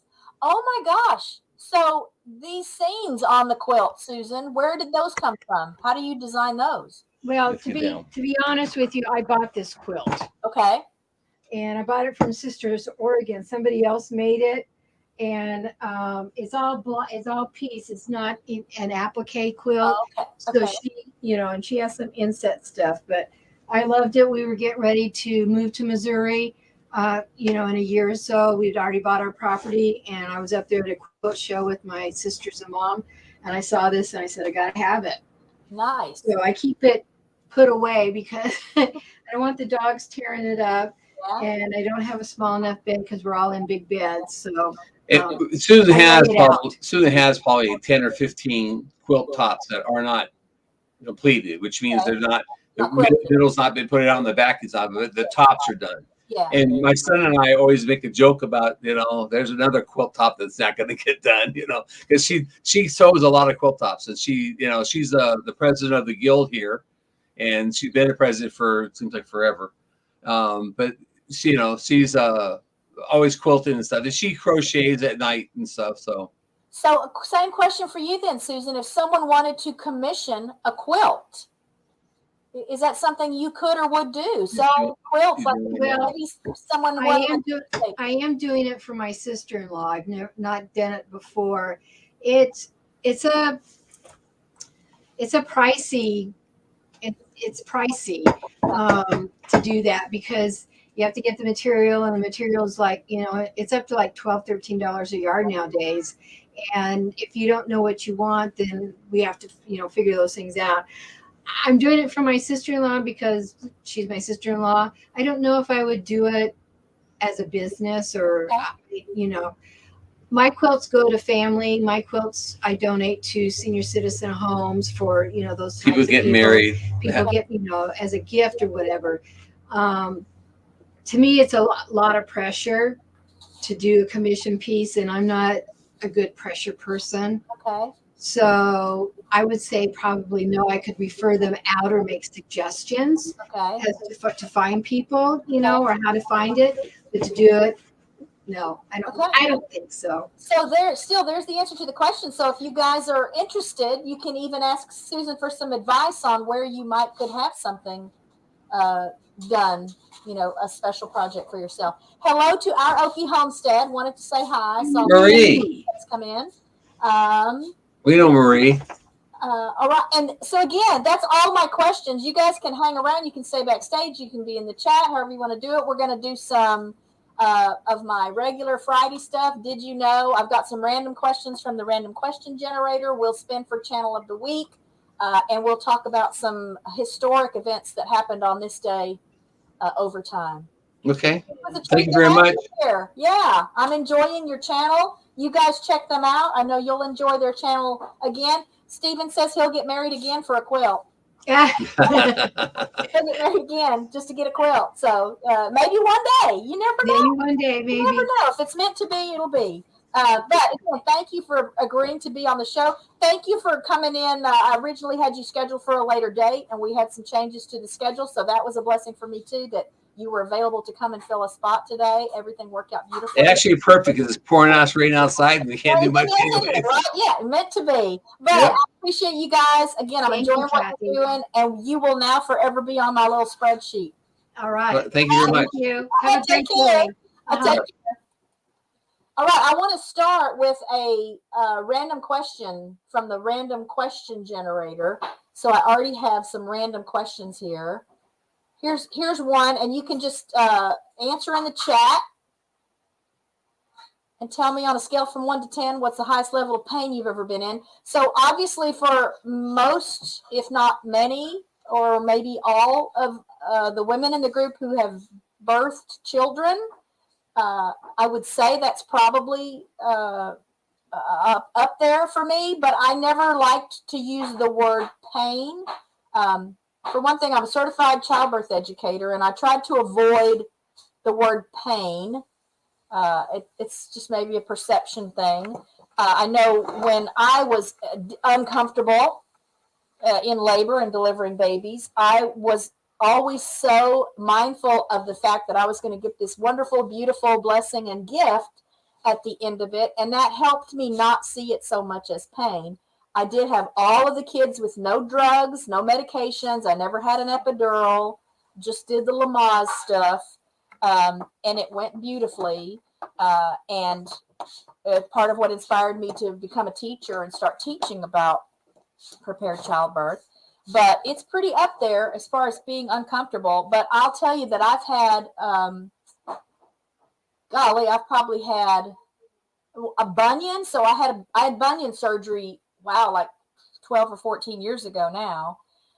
And that, y'all, that was painful. And I played softball and I was a catcher. I pitched when I played ladies ball, and then I moved to co-ed ball, and I was a catcher because I didn't want to pitch against some of these big guys that could take me out with one line drive. So I was a catcher, and when you're catching, you're squatted back behind the plate.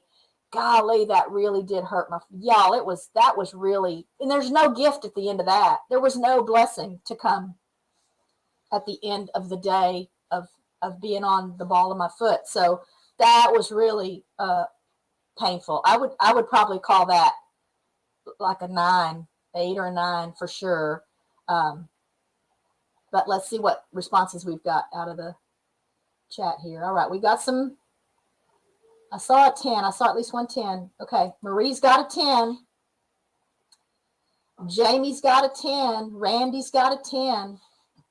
I mean, I may just have really been blessed to not have much worse than that 9 bunion pain. Ooh, broken sternum. Yikes. Let's see what else we got. Oh, mouth pain. I'm telling you, that's not headaches and mouth pain. There's other kinds of pain. I think you can sometimes distract yourself, and maybe not be so weighed down by it. But mouth pain is not one of them. And I know that from all the years I worked in the dental field, that can absolutely be debilitating. Oh, yeah. Yeah, I did get knocked out once. Again, pitching ladies softball. We had a girl on the team named Barbie. I don't remember what her last name was. And she was like pro softball level. This was just a church team. We were just playing on our church, the recreational league for the city, but our church was on the team. Was one of the teams that participated. And her name was Barbie. And I'm telling you, she and my sister-in-law at the time, they were just the best lady softball players I've ever met. And so I'm pitching to her in a practice. It was not in a game, thankfully. And I pitched to her. She hit a line drive right back at me that hit me in the shin, in the front of my right leg. And I passed out. And I remember thinking, how weird afterward. I did not know that you could pass out from being hit someplace else on your body than your head. I thought a head injury was the only thing that would make you pass out. I don't even remember it hurting a lot. It was so fast, y'all. A line drive, it's like instant. It's you let go of the ball, and then a second and a half later, the ball is right back at you. So that was pretty spooky. Again, I don't remember it being really painful, but it just ties in with this being knocked out. And I did not know that you could pass out, again, from getting hit someplace else on your body besides your head. All right, so we got some more 10s. Here's a wisdom tooth story. Wisdom tooth came in and broke the molar in front of it and pinched a nerve. And, there's a 10.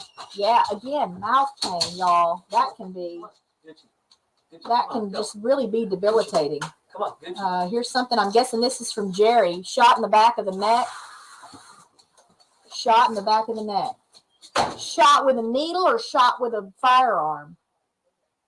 Richard had some herniated cervical discs once upon a time. This was shortly after we met.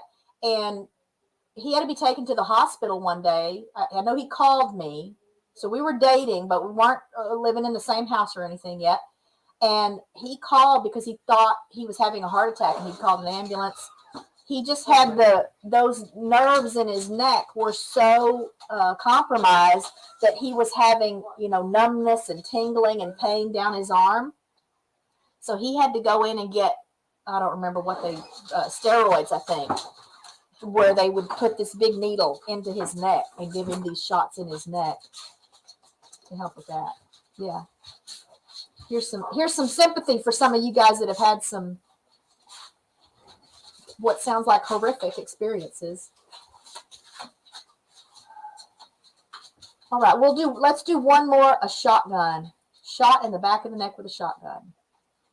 So I can't even imagine that. I watch so many crime shows and crime YouTube channels and stuff, and just the thought of someone being shot with any kind of firearm it's just outside of what I can even process. Oh, yeah, I guess I should have thought of that. I had 4 herniated discs in my lower back, and had to go through decompression therapy for that. Fortunately, it meant I didn't have to have surgery. But I remember the decompression therapy hurting even more than the pain of my back. But my back would, be so bad that like I couldn't even, tie my shoes. Going to the bathroom, trying to sit down on the toilet was excruciating. I still don't remember. Yeah, maybe that was pretty close to a 10. That might have been worse than the bunion now that I think about it. But what a good sign that I'm not even remembering that. I didn't even remember that because it got resolved, and I just have to be careful about how I lift things. And let's see. So Erica's had lots of injuries: broken wrist, broken toe, broke nose. Oh, a few times broken nose, multiple sprains, strains, 5 kids, abscess teeth, car accidents, fell 12 feet onto concrete. I'm feeling really blessed that you're in my audience today, Erica. God is good. All right, so let's do one more random question generator question. And then we'll move on to some did you knows. Okay, what board game do you like the most? Let me think of my answer. No. Bye, Jan. Thanks for being here today. What board game do you like the most? So I like Monopoly. I can think back to some of the good times from my youth when we would all sit around and play Monopoly together. So that's kind of fun. But I have a game here still called Hugger Mugger. Part of it I like because it's a hodgepodge of stuff. So there's a spelling category, and there's a vocabulary category, and there's a word scramble category, and there's a like finish this phrase, and there's a like an acronyms. What does NCAA stand for, or stuff like that. So I like that game. But you're also moving around the board, and you have to guess the mystery word. You get to peek at letters in the mystery word each time you like accomplish. You went around. So I like that Hugger Mugger game. Hello, Katie at Mayfield Ranch. How are you? Thanks for being here. Yeah, so I like Monopoly. I see another Monopoly from Marie. Clue. I've never played the Clue game. This is Clue like the movie Clue, right? With, oh my gosh, how have I forgotten his name now? From Rocky Horror Picture Show, Tim Curry, right? Is it that movie? Battleship and chess.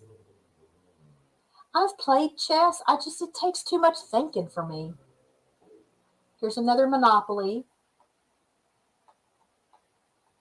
Yeah, see, again, God is good. It's a blessing you're in my chat, right? I may have never met you. We may have never met at Peter's channel. Any number of times, based on that list, you may have other things on the list you didn't even put in your comment. It was meant to be. We were meant to be connected. Murder solving board games.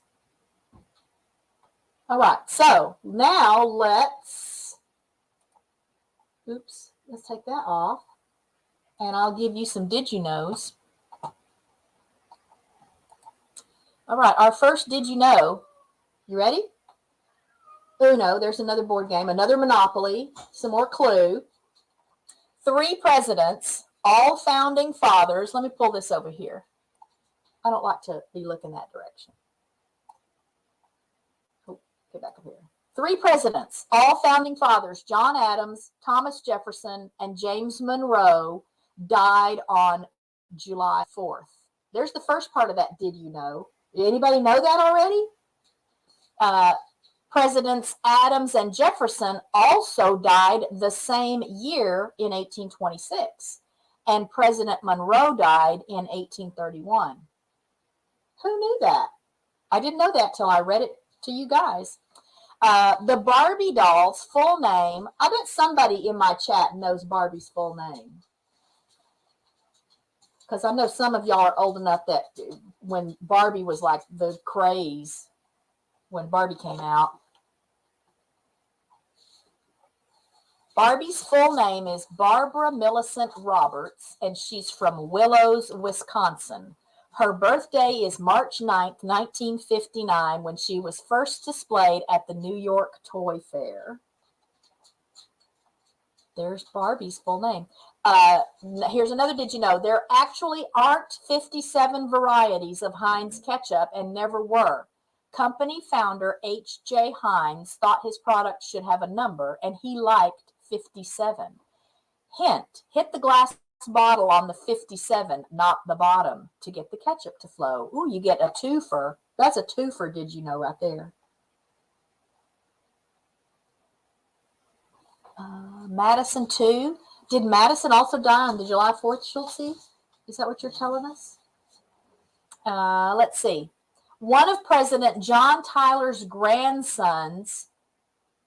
Let's see, what's the date? Hang on, let me look at the date of this page, if it gives us a date. December 2nd of 2022. So this website I'm looking at has a date for this article of December 2nd last year. One of President John Tyler's grandsons is still alive today, and he was born in 1790. How is this possible? President Tyler, the 10th U.S. president, was 63 when his son Lyon Tyler, Lyon, Lyon, was born in 1853. Lyon's son was born when he was 75.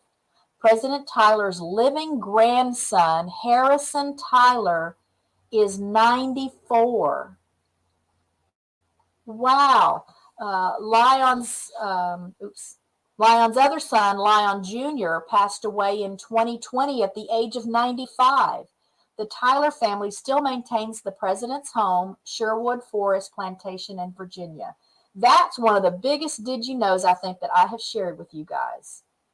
President John Tyler's grandson, as of December 2nd last year, was still alive. Harrison Tyler at 94 years old. Here's a little did you know.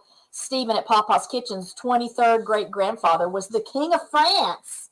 See, we're all famous, just like Jerry said. We're all famous one way or another. Wow, that was crazy, though, wasn't it? Oh, let's take that down. Let's do another did you know. Serena, y'all, she's just chewing and licking on herself again. The allergies are starting to kick in, and I can't stand that sound. I can't stand that sound. Did you know the tallest man ever recorded was American giant Robert Wadlow, who lived from 1918 to 1940. That's not very long. Who stood 8 feet 11 inches. Wadlow's size was the result of an abnormally enlarged pituitary gland. That's from the Guinness Book of World Records. Here's another. Did you know from Erica? Did you know Teddy Roosevelt had all manner of pets? His kids took one of the ponies up the elevator in the White House. What? What? No, I didn't know that. I love when you guys help me with these. Oh, question from Katie. She's never returned. And interestingly enough, another nest that I watch in Florida, the Northeast Florida Eagle's Nest, that I suspect is around oh my gosh, what's the name of that place now? St. Augustine. I think it's kind of around there. But they're usually kind of secretive about where these nests are because they don't want people just showing up. It's illegal to go too close anyway, but you know how people are. So Gabrielle at the Northeast Florida nest now has not been seen for 2 or 3 days. But no, Harriet has, I just don't think she's with us anymore. And I don't want to be morbid, but it is Florida, and it is near the ocean. And everyone knows Florida has like alligators and stuff like that. And what I'm imagining now, I don't think she just abandoned the nest with baby. I just don't think that happened. I think there was a fight for territory because there have been a lot of fights for territory at a lot of nests, but especially in Florida because the hurricane destroyed so many nests. And so eagles are out seeking a ready-made home to take over. And it's just common anyway for there to be territory battles and battles for mates.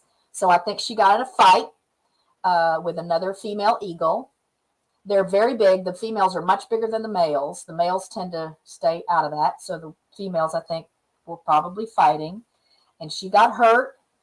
She had flown some distance maybe from the nest. She was last seen chasing some intruders away. So again, I think there was a fight.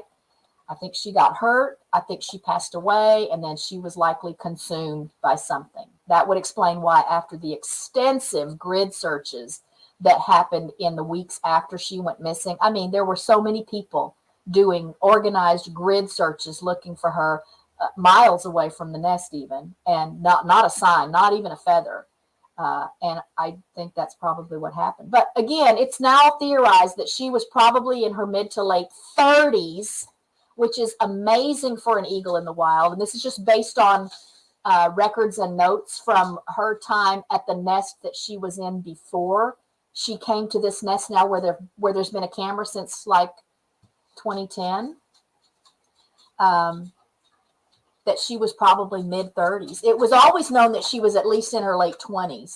But some of the people that have been following her since long before the cameras have some supportive evidence that she was even older than that. And so that could have even, put her at a disadvantage as far as fighting a younger, healthier, stronger female, and as far as her body being able to heal. And so, but it's nature. And I made a comment on one of the Facebook pages I'm on where people have just been so upset that, the authorities aren't doing this and that and the other. And, if I was on safari in Africa and saw a horrible thing happening with animals fighting or, a dead animal, I don't think it would ever occur to me that I would never expect then authorities to go in and intervene. I just, again, it's a privilege and a blessing to be able to watch these animals in the wild. We have no control at all about what happens or how it happens or when it happens. And there have been times when authorities did intervene. The babies in the nest a couple of seasons ago both got terrible eye infections. And so Fish and Wildlife authorized the Crow, the Center for Rehabilitation of Wildlife, I think is the name of it, that was on Sanibel Island until it got destroyed by the hurricane. I mean, they're back now. I think they've rebuilt and they're back. They did allow them to go and get those babies. They took them, they treated them, gave them antibiotics, and then returned them to the nest like a week later. And that's only because there was just so much outcry from people, and everything was being streamed live. So it was, I guess, deemed to be cruel that anybody would be subjected to having to just watch these babies suffer. But we did have to watch the eaglet then a couple of seasons before that pass away because the parents had inadvertently fed him a rodent that was filled with rat poison. Please don't use rat poison. Please find another way to control rodent problems. So they had fed this baby. It wasn't known at the time, but that's what they determined when they did the necropsy, that he was full of this rat poison. And he had a little broken pin feather, which happens, but then he bled to death. And that was right there on the camera. So it wasn't noticed that there was bleeding until it was late in the evening. And it is absolutely not a good idea to try to go in and fiddle around a wild bald eagle's nest in the dark with a bucket truck. It's just the logistics and the safety issues around that it wasn't a possibility to do anything for him. So, and I was so depressed. I cried. I could not sleep. I was so sad about that. And yet again, it's nature and it happens, and odds are never really great for eaglets anyway. I think only 50% of them ever reach adulthood, which is why eagles typically have 2 or 3, they lay 2 or 3 eggs and raise 2 or 3 young at a time because they're not going to make it. They're not all going to make it. Anyway, so thank you for asking about Harriet. Her name was Harriet. She was well known and loved all around the world. And I do think that one of the birds, females that has hung around the nest some this season since Harriet went missing was likely involved in a battle with her. But now that one's gone. They were on the 4th rogue visitor female now that's been hanging around with Dad. But Dad, y'all, these babies are so close to fledging the nest. They've branched already. That's the first thing that happens before then they actually fly out of the nest. And this dad has done that by himself. This dad has fed them and protected them and covered them when it's raining and hailing. And it's been a miracle and a beautiful, beautiful thing to see. And he learned everything he knows from Harriet because he was a very young eagle when they first got together, and she taught him well. So there, I got all squirrely. There I was, Jerry, going squirrely. All right, so back to some did you knows. Another did you know. I hope I didn't miss any other questions. Here's something about before being president, Lincoln had a job chopping rails for fences. Oh, you guys have all kinds of did you knows. Ooh, I don't know where Fort Lauderdale is in relation to Fort Myers, but this eagle nest, Randy, is in Fort Myers. I'm sure you could ask anybody in Fort Myers where it is, and they'll tell you. So did you know the oldest person ever to have lived, whose age could be authenticated, a French woman named Jean, or Jean, I don't know that you say a French lady's name, Jean-Louise Calment, was 122 years old when she died in 1997. Another did you know sliced bread was first manufactured by machine and sold in the 1920s by the Chillicothe Baking Company in Missouri. It was the greatest thing since unsliced bread. Wow. Manufactured by machine? That doesn't make sense. I would imagine that there had been women and men baking bread in their homes and slicing it up before a machine did it. So I question that one. I want to fact check that one. Let's see. Use baking soda mixed with corn muffin mix. Kills the rats and won't hurt any scavengers. Please write that down, guys. Please write that down. Please write that down. We have some barn cats that kind of help keep the rats away. And the ducks and geese will eat small enough. If it's a small enough rat or mouse, they'll eat it. So they pretty much stay away. I sometimes see them out there at night in the duck yard drinking water or looking to see if there's any little leftover pieces of food. But fortunately, we don't have a lot of problems with it. But the chain is devastating. You know, that somebody puts out rat poison and then sometimes a cat, maybe someone's cat that's indoor, outdoor gets into it. But so often then these raptors will pick it up and take it back.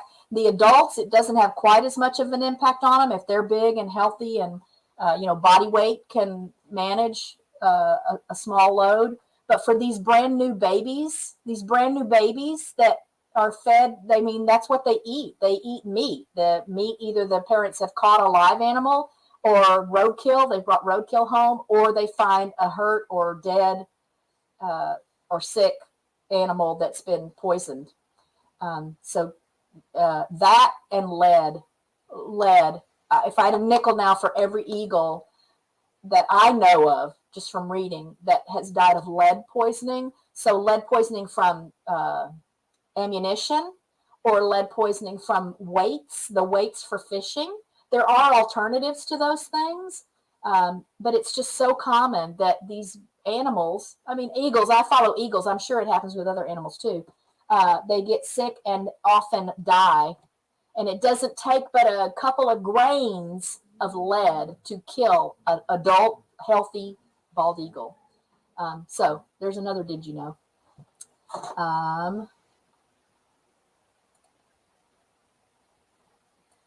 Harriet was an eagle, a bald eagle. That story continues. Again, I'm waiting for these babies to fledge the nest. And it would just, I had already just accepted that they might not make it, that it would just be too much, especially with all these intruders, all these eagles that have been showing up every day, fighting for this nest, fighting for the food that M15 has brought to the nest to feed the babies. It's just been a revolving door and an everyday thing. And then there's the owls that live in that pasture in another tree that come by like every night and knock the eagles off of the tree. And it's just a miracle that the babies haven't been knocked out of the nest. So, y'all, Schultze is one of my friends from Dino's, one of the very first people I met at Dino's channel.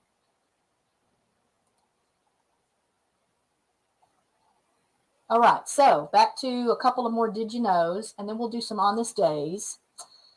Did you know the first college football game was played on November 6th, 1869 between Rutgers and Princeton, then known as the College of New Jersey, in New Brunswick, New Jersey. Rutgers won.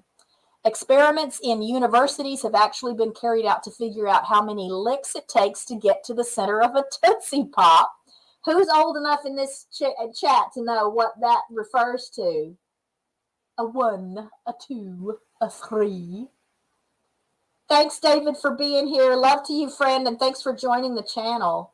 I'm so honored. I'm so blessed. Yeah, okay, so Jerry's old enough. I'm old enough. All right, so, but actually some studies have been done, both with machine and human liquors, because this is important scientific knowledge. The results ranged from 252 to 411. But you can, I'm sure, for those of you that don't understand this reference, I'm sure you can find here on YouTube that those commercials, those Tootsie Pop commercials, how many licks does it get to the center of a Tootsie Roll, of a Tootsie Pop, Tootsie Roll, Tootsie Pop. Maybe some people, oh, I get it now. Yeah, she was a cougar. So Harriet and M15 got together in 2015. She was estimated at the time to be, I think, like 20 years old. And he was estimated at the time to be about 5 years old. So, but you know, you got to get them young so you can train them. You can train them to do what you want them to do. Richard's 5 years younger than I am. Stephen's old enough to know owls don't lick Tootsie Pop. Right? But when you're like 3 years old, 5 years old, whatever, and you see these commercials, it made total sense to me at the time. It made total sense to me. All right, let's do one more. Did you know? Did you know, and I imagine some of you do know, and I've been to this place, the Four Corners is the only spot in the U.S. where you can stand in 4 states at once: Utah, Colorado, Arizona, and New Mexico. And I have been there. Oh, yeah. Okay. Go, Susan. Go, Susan. I mean, I don't think I knew that when I first met Richard. I didn't know how old he was, but. All right. Now, so on this day, I'm going to share this with y'all because I still feel like sometimes there's the pictures and sometimes y'all can see the name that I butcher right in front of you. You can see it. So let's just pull this up and look at some on this day in history. On this day in the year 1379, because see, that's the first one. Let me put myself down here, make that a little bigger.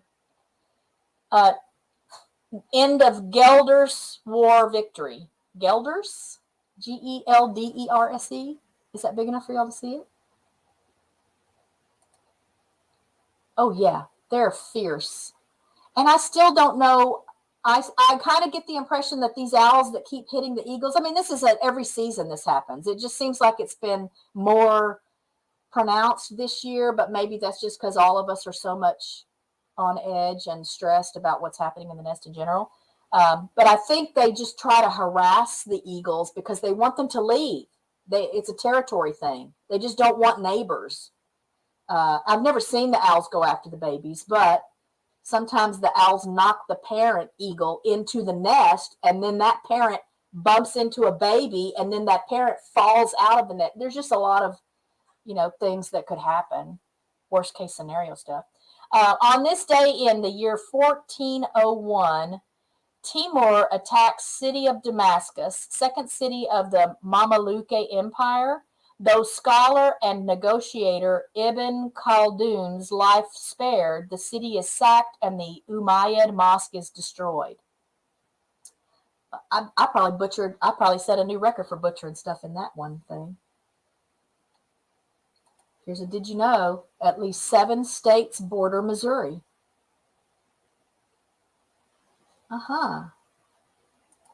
Who knew you'd learn so much being in a Roundup live stream? All right. So on this day in 1603, because there's a nice picture right there. On this day in 1603, Scottish King James VI, son of Mary Queen of Scots, becomes King James I of England in succession to Elizabeth I, thus joining the English and Scottish crowns. On this day in 1603 also, Tokugawa shogunate established In 1603, Tokugawa Ieyasu is granted the title of shogun. I got that word right. Officially establishing the Tokugawa shogunate, which would rule Japan since 1867. And I just realized, why didn't I pull that? I want to pull that over here. I don't like looking, but I think I have to. Oh, it's still showing you, isn't it? Okay. Oh, let me get back to it. All right. And then on this day in 1721, Johann Sebastian Bach dedicates his Brandenburg concertos to Christian Ludwig, Margrave of Brandenburg-Schwedt. I know who Bach is, but I don't understand what is a Margrave of Brandenburg-Schwedt. Okay, yeah. Schulte's a fan. Schulte's a fan of Tokugawa, the first shogunate. Never even heard about that. Got animal rescuers in the chat. You're just winning me over every day, Erica. All right. So on this day let's skip ahead. I don't want so much music. Oh, on this day in 1853, anti-slavery newspaper, The Provincial Freeman, first published in Windsor, Ontario, edited by Samuel Ringgold Ward and Mary Ann Shadd Carey, first black woman publisher in North America. Sweet. And there's her picture. Thanks for being here, Stephen. I'm continuing to send you relief vibes for illness and allergies. Let's see. On this day in 1882, German scientist Robert Koch discovers and describes the tubercle. Wow, I'm supposed to know medical terminology. The tubercle bacillus, which causes tuberculosis, Mycobacterium tuberculosis, and establishes germ theory. Germ theory. Anybody watch that show Monk? You guys watch Monk? You know, he's a germaphobe. He's OCD and he's a germaphobe.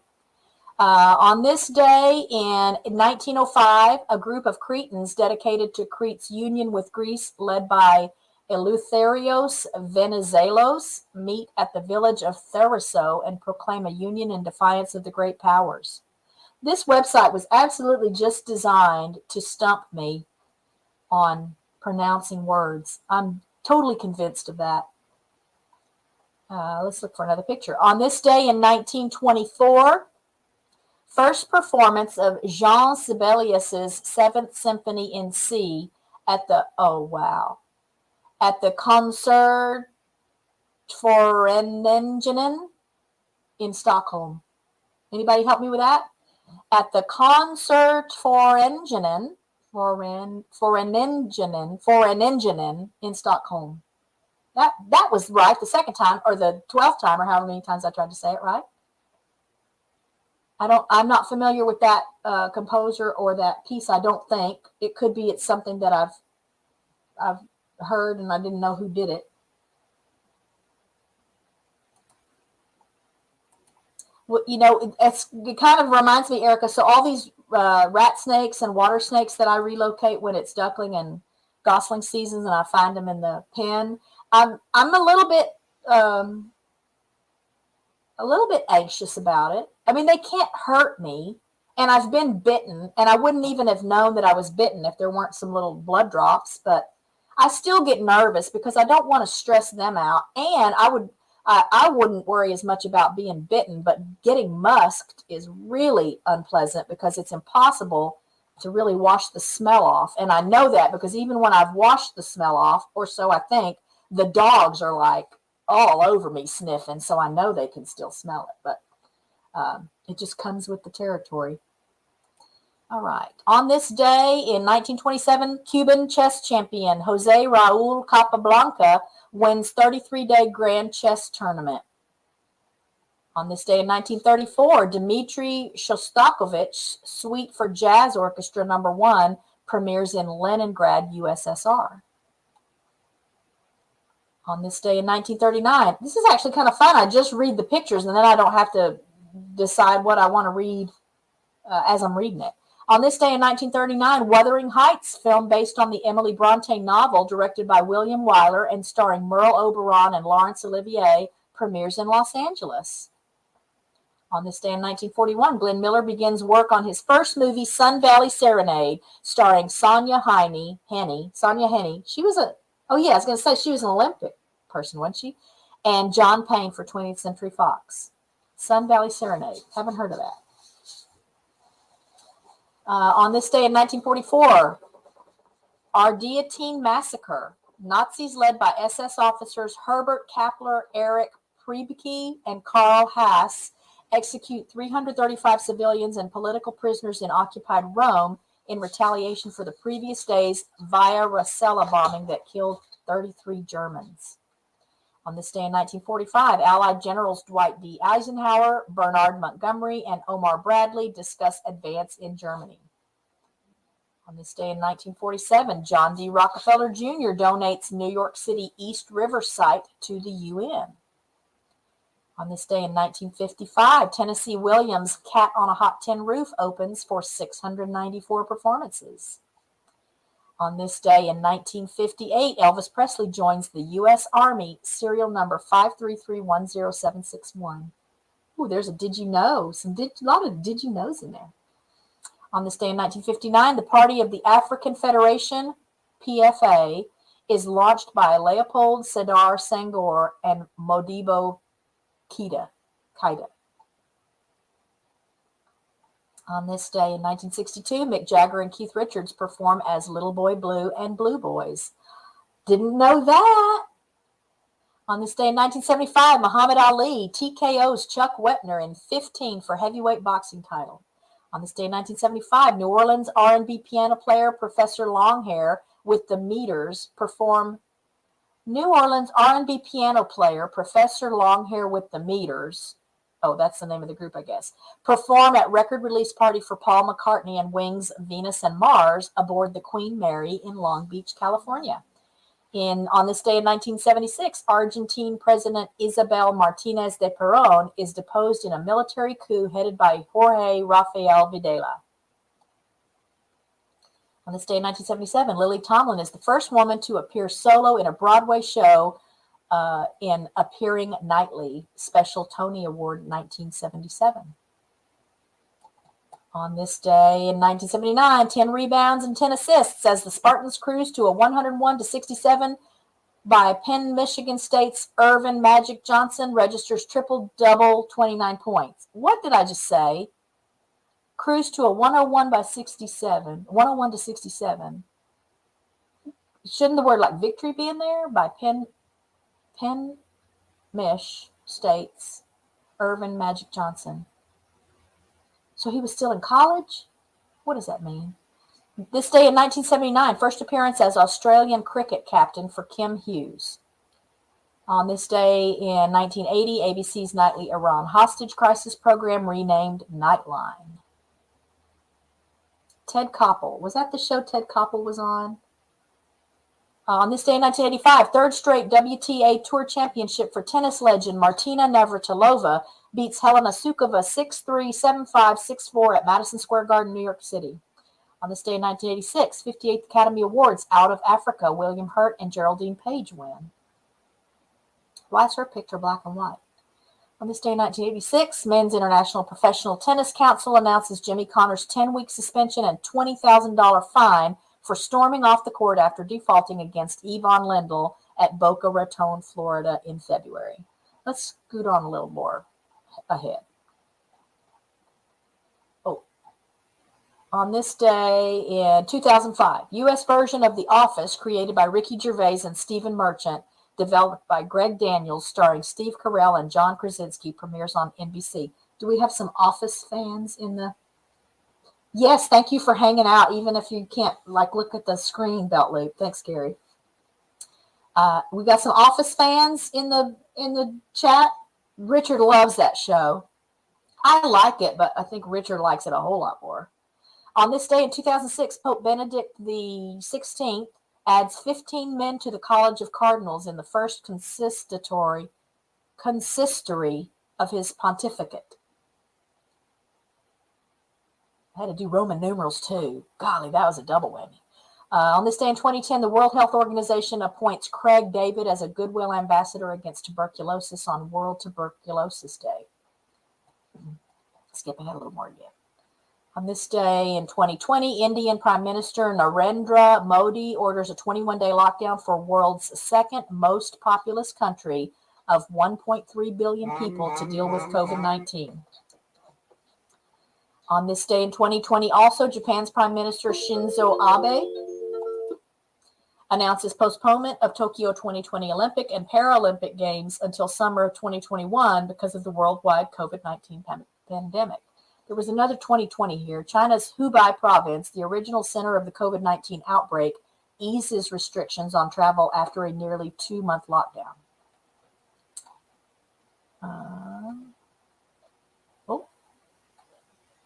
Wow, that's the most recent one, was 2020. I guess not a whole lot happened on this day in 2021 or 2022. All right, and now let's spin for Channel of the Week, and then we're going to turn you guys loose. Let's pull up that screen. Oh, I got to get some water.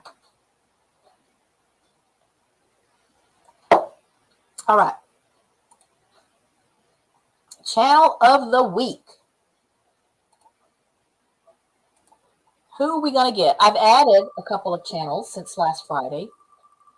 I actually just added one this morning. This British couple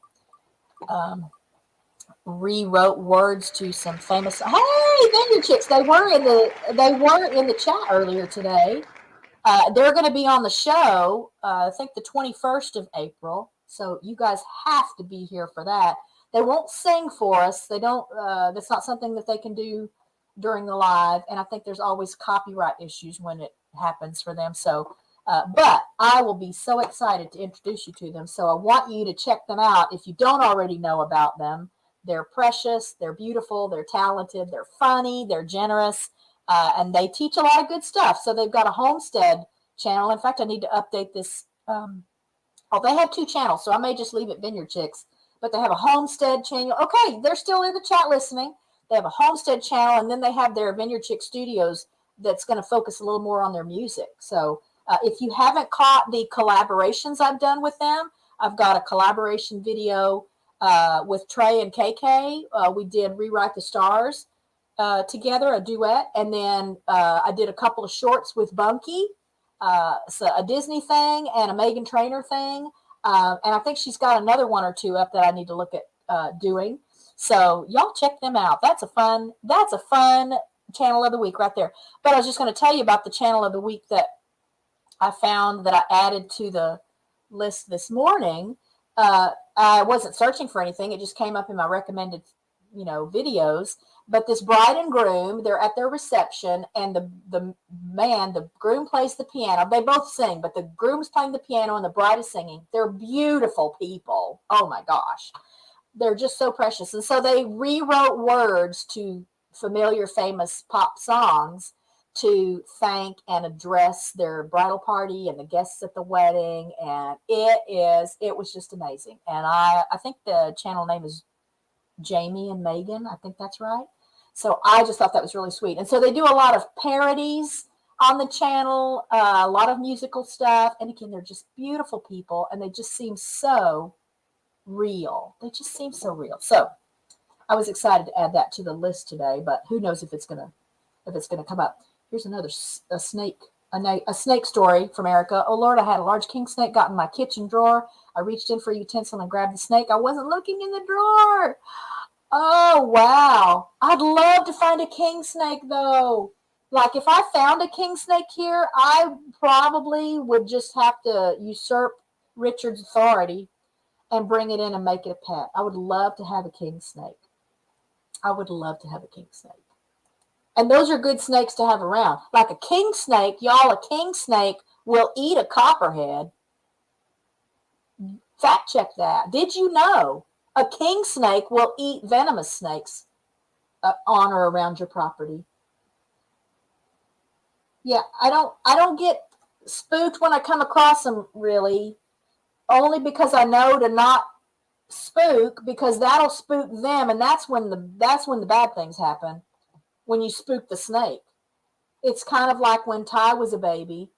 Well, like right at 3 years old, because I had the last three in less than 3 years, and so Stacy was like a 2-week-old newborn, and he comes walking in. I've told you all this story before, I'm sure. He comes walking into the living room with her. He's has his arm around her neck. She's a brand newborn baby, y'all. Has his arm around her neck like this, carrying her, and comes to me and says, I have my Christine. He called her my Christine. Her middle name is Christine. Don't ask me why he called her that for like the first 2 years she was alive. She's still alive. And everyone else called her Stacy. And he had to go to the baby room, the nursery, and drag her over the rails of the baby bed. So he's like 3 years old. He has climbing, right? He either climbed into the bed and dragged her out, or he's hanging over the rails to drag her out and then come to bring her to the living room to me, proud of himself for having his Christine. And I just knew, don't freak out. Whatever you do, don't freak out. Because if he drops her, like if he thinks I'm upset, whoo! So we just had to turn it into a teachable moment about here's how you hold a baby, which he did great after that. For the most part, I still would catch him carrying her around like that until she was too big for him to do it. She was a little porker. They were all little porkers. Not at the beginning, but they all turned into little butterball babies, by the time they were a year old. And he would carry her around like that. And as she got older, she ate that up because it was like she was walking. She's like walking around and she can see everything just like all the other kids could see. But wow. So I try not to freak out when I have freak out moments, because that's when something bad happens. When you freak out, then the other thing freaks out, and then it gets real dangerously freaky. So let me see what am I missing here. I think I saw Joe Hupp, our friend from Australia. Joe Hupp, did you know in the top 10 most venomous snakes in the world, 9 of them are Australian? I have heard that, and as much as I would love to visit Australia, I feel like I would need to educate myself first about what's what, because I'm the kind, y'all, if something will be still long enough for me to pick it up, I want to pick it up. I want to handle it and take pictures and get video. And I would, Katie, man, I would keep a king snake. I would love to have a king snake. I think they're beautiful. And the kids had a boa, oh my gosh, what is it called? It was a boa, a ball python. They had a ball python when the boys were young. He grew to about 5 feet. It was about as big around as my arm. Gentlest snake, y'all. We handled him all the time. Got him when he was a month old. They showed us at the reptile expo where we bought him that he was a boy. His name was Pharaoh, and he was beautiful and just the most interesting and gentle snake. Yeah, again, those king snakes, they will eat anything venomous. They'll eat any other kind of snake. Hello, Two Doves, Bees and Gardens. How are you? Thank you for being here today. I never see them. I never see king snakes here. Again, we see rat snakes a lot, and we see plain-bellied water snakes a lot. We do not see, knock on wood, we haven't seen anything venomous. We've not seen copperheads or cottonmouths, water moccasins, whatever you want to call them. We don't see rattlesnakes here. I know a lot of people think if you live in Texas, there's rattlesnakes everywhere. Again, I dare you to go watch Multi-Hunter 24/7's latest video. And let me make sure I'm not doing or missing anything in the chat. Correct. Oh, yeah, this kind of ties into what Jerry was talking about when he's, been involved in saving lives and doing firefighter stuff, that while it's happening, it's fine. He can handle it. Then afterward, he gets sick. The adrenaline rush and the emotions literally will make him physically sick. And so that's what I've had to, adopt. Having 4 kids in 5 years, man, I just had to learn quick. Just don't freak out, because then they get freaked. Okay, here's another thing about the snakes in Australia. Joe is in Australia, y'all. Joe lives in Australia. The inland taipan is the most venomous snake in the world with a venom strength of 0.025 milligrams per kilogram. I guess that's a level LD50. I don't know. Do you know, Joe, how that compares to like a copperhead, like a U.S. snake? I don't think you have copperheads. I think those are U.S.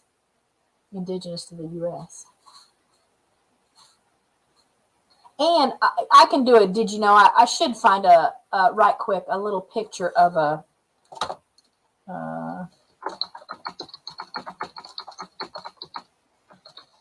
Let's see if I can find something to teach y'all. Oh, this is a great picture right here. Great picture right here. I'm going to share my screen so I can teach y'all something, because it's something that I learned a long time ago so that I don't freak out about snakes. Now, sometimes, and in the beginning, I can't say that I was comfortable wanting to get close enough to a snake to look for some of the markings that would tell me if it was a dangerous snake or not. And I know some people just think all snakes are dangerous, but they're not, and they're super important parts of the ecosystem. And without them, I promise you, we would be overrun with some stuff that you would like even less than the snakes. But let me show you this picture. Well, let me see this comment from Two Doves, Bees, and Gardens. We get lots of rat snake, copperheads, cottonmouths. We've had a ribbon garden snake living in our hugelkultur mound for the past couple of years. We don't see ribbon snakes here either. We do get those little Texas brown, those decays snakes. I see them a lot around here. But again, no copperheads, no water moccasins. We just have so far only seen rat snakes and plain-bellied water snakes, not even other Nerodia species. But all right, let's back to this venom question here. The inland taipan is more venomous than a tiger rattlesnake. Wow.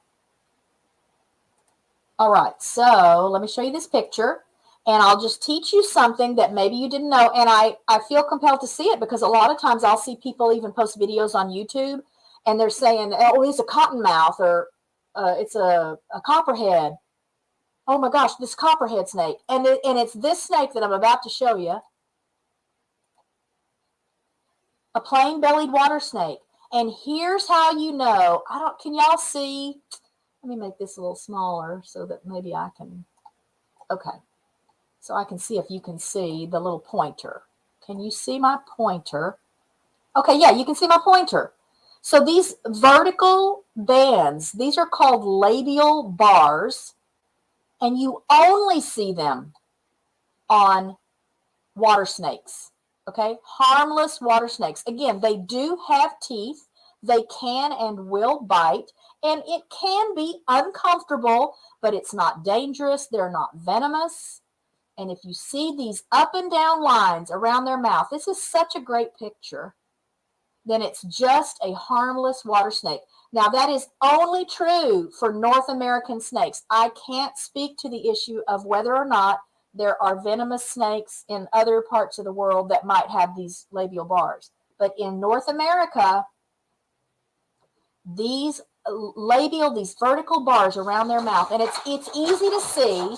And if you don't want to get close enough to see it with your own eyes, you can always, if you got a camera, zoom in and look. And I'm not saying that it would even change anything you're going to do, but I do encourage you to not just kill every snake you see, because they are important parts of the ecosystem. And I'm always happy to share eggs. Again, I relocate when I find them in the pen when it's duckling and gosling season here. But I'm happy to share eggs. I'm happy to pay these pest control guys in eggs for the work they do to keep rats and mice and things that carry disease and can just be really problematic for all of the animals here. That's a fair trade, I think. So just so you know, now you know. Yeah, generally there are differences with the eyes, but again, sometimes that's a little harder to see. You can't go by head shape. A lot of people think you can go by the head shape, the triangular head shape, but I'm telling you that a worked up, freaked out water snake can make his head look like an arrow, just like a rattlesnake. And that's why some people will look at him and say there was or whatever other water moccasin, whatever. That's why they'll think that's what it is, because they're going by some of the shapes. And I'm telling you, those bars, that's for water snakes. Now, rat snakes don't have those labial bars, but I can just tell the rat snakes that we have around here by the patterns on their backs. What's what? Yeah, snake chat. You come to Rich Cat Ranch for a little bit of everything. Maybe next week we'll talk about sourdough starter, because I've got to figure out how to make my own sourdough starter, y'all. I'm tired of seeing everybody talking about making sourdough bread, and I want to make sourdough bread, and I don't know how to make starter. So I'm taking pointers. I'm taking instruction on that. If you want to send me an email, tell me how to do it. Oh, look, check it out. John is in Puerto Vallarta right now. Coral snakes, yes, venomous. But some people get coral snakes mixed up with non-venomous snakes that, there's that old rhyme. You can't go by that old rhyme. Red touch black, friend of Jack, red touch yellow, kill a fellow, whatever that old rhyme is. That's not really very accurate, y'all, especially if you're in another country. So some things that might apply in the U.S. may not apply in, Central America or on another continent. So educate yourself. Realize and appreciate the importance of every creature. Now, mosquitoes, y'all, I will never accept that they have a purpose. I'm just not a fan. They don't bother me much. I think my blood type or something. I'll be in a group of people, we're outside and everyone's being eaten alive and I'm not bitten at all. I don't know what it is, but all right, let's see. Here's a shout out for, Kathy Dara has an awesome channel called A Homesteading Hustle, and she makes some amazing bread. She has a few shorts that teach you how to make the starter. I will check that out. There's just no reason why I'm not making my own bread, y'all. It's such a simple thing. I think I watched Stephen at Papa's Kitchen make bread one day, and he just pointed out that it's simple. I don't know why I think it should be stress-inducing, but I just know sourdough bread. It's healthy. It's fun. You can do all kinds of stuff with it. And I just would rather know what we're eating and what's in it. All right. Sourdough starter. Yeah. A brand. All right. I think that's it for today. We did all of our fun facts and random questions. We had a wonderful visit with Jerry and Susan at Butler Family Farm. Please check out their channel. Please, if you are not part of our Rich Cat Ranch little YouTube family here, do it. We were at 1,999 subscribers when I started the chat today, and we're looking for 2,000. Obviously, that's just an exciting milestone, and we will have a prize live stream after we hit the 2,000 mark. So be watching for that as well. That'll be open to all subscribers, not just channel members. Welcome to our new channel members, David Hunt and Belt Loop 29. Check out their channels. They will be featured in our channel stats for next week's show, starting in next week's show. And I hope I didn't miss any comments in the chat. If I did, my apologies. It can just sometimes get hard to balance addressing things here on the screen or with guests and trying to keep up with all the comments. But I love it that you guys are here. It is an honor to me. It is a blessing to me that any of you show up at all. I will never not be grateful and thankful that people stop by the Roundups to check us out and see what's happening and meet our guests. Check out Vineyard Chicks. They're the channel of the week this week. Here's Bear to say hello to everyone, but Bear never jumps on me, so he won't come up. And can they see you? Can they see you? No. Oh, sort of. Bear, they can sort of see you. Sort of see you. Yeah, that's my baby bear. That's my baby bear. All right. So hope you're having good weather. I hope you're all happy, safe, and well. Be blessed. Love to all from Rich Cat Ranch. I'll see you next Friday. Put a plug in for myself. I have another cover premiering on Saturday. This is a Carpenter's classic. I think Karen Carpenter was an angel put on earth to heal people with her voice. I can only hope that I halfway do justice to her and her memory by recording this cover that's going out on Saturday. Then I have another cover premiering on Sunday. I'll just be upfront with you guys. It was really challenging for me. I am my own worst critic. I have nitpicked that over and over. I decided at one point I wasn't even going to post it because it's not perfect. And I thought, you know what? No, this is not about being perfect. And I don't claim to be perfect. I don't want to appear to be perfect or sound perfect. But it was a stretch. I have really been experimenting with my voice this month as part of my musical March journey. So if you haven't checked out the other covers, I'd love for you to check them out. Please give me some honest feedback. If you have a song request ever, I will continue to do covers on the channel here and there, just because music has been a huge part of my life for my whole life. But again, so Saturdays, I'm excited to share Saturday's premiere with you. Sunday, I'm just a little nervous about it because it's a tough song. It's a really tough song for my voice. It's a tough song. The original artist, not somebody I would tackle ordinarily, but I really want to challenge myself.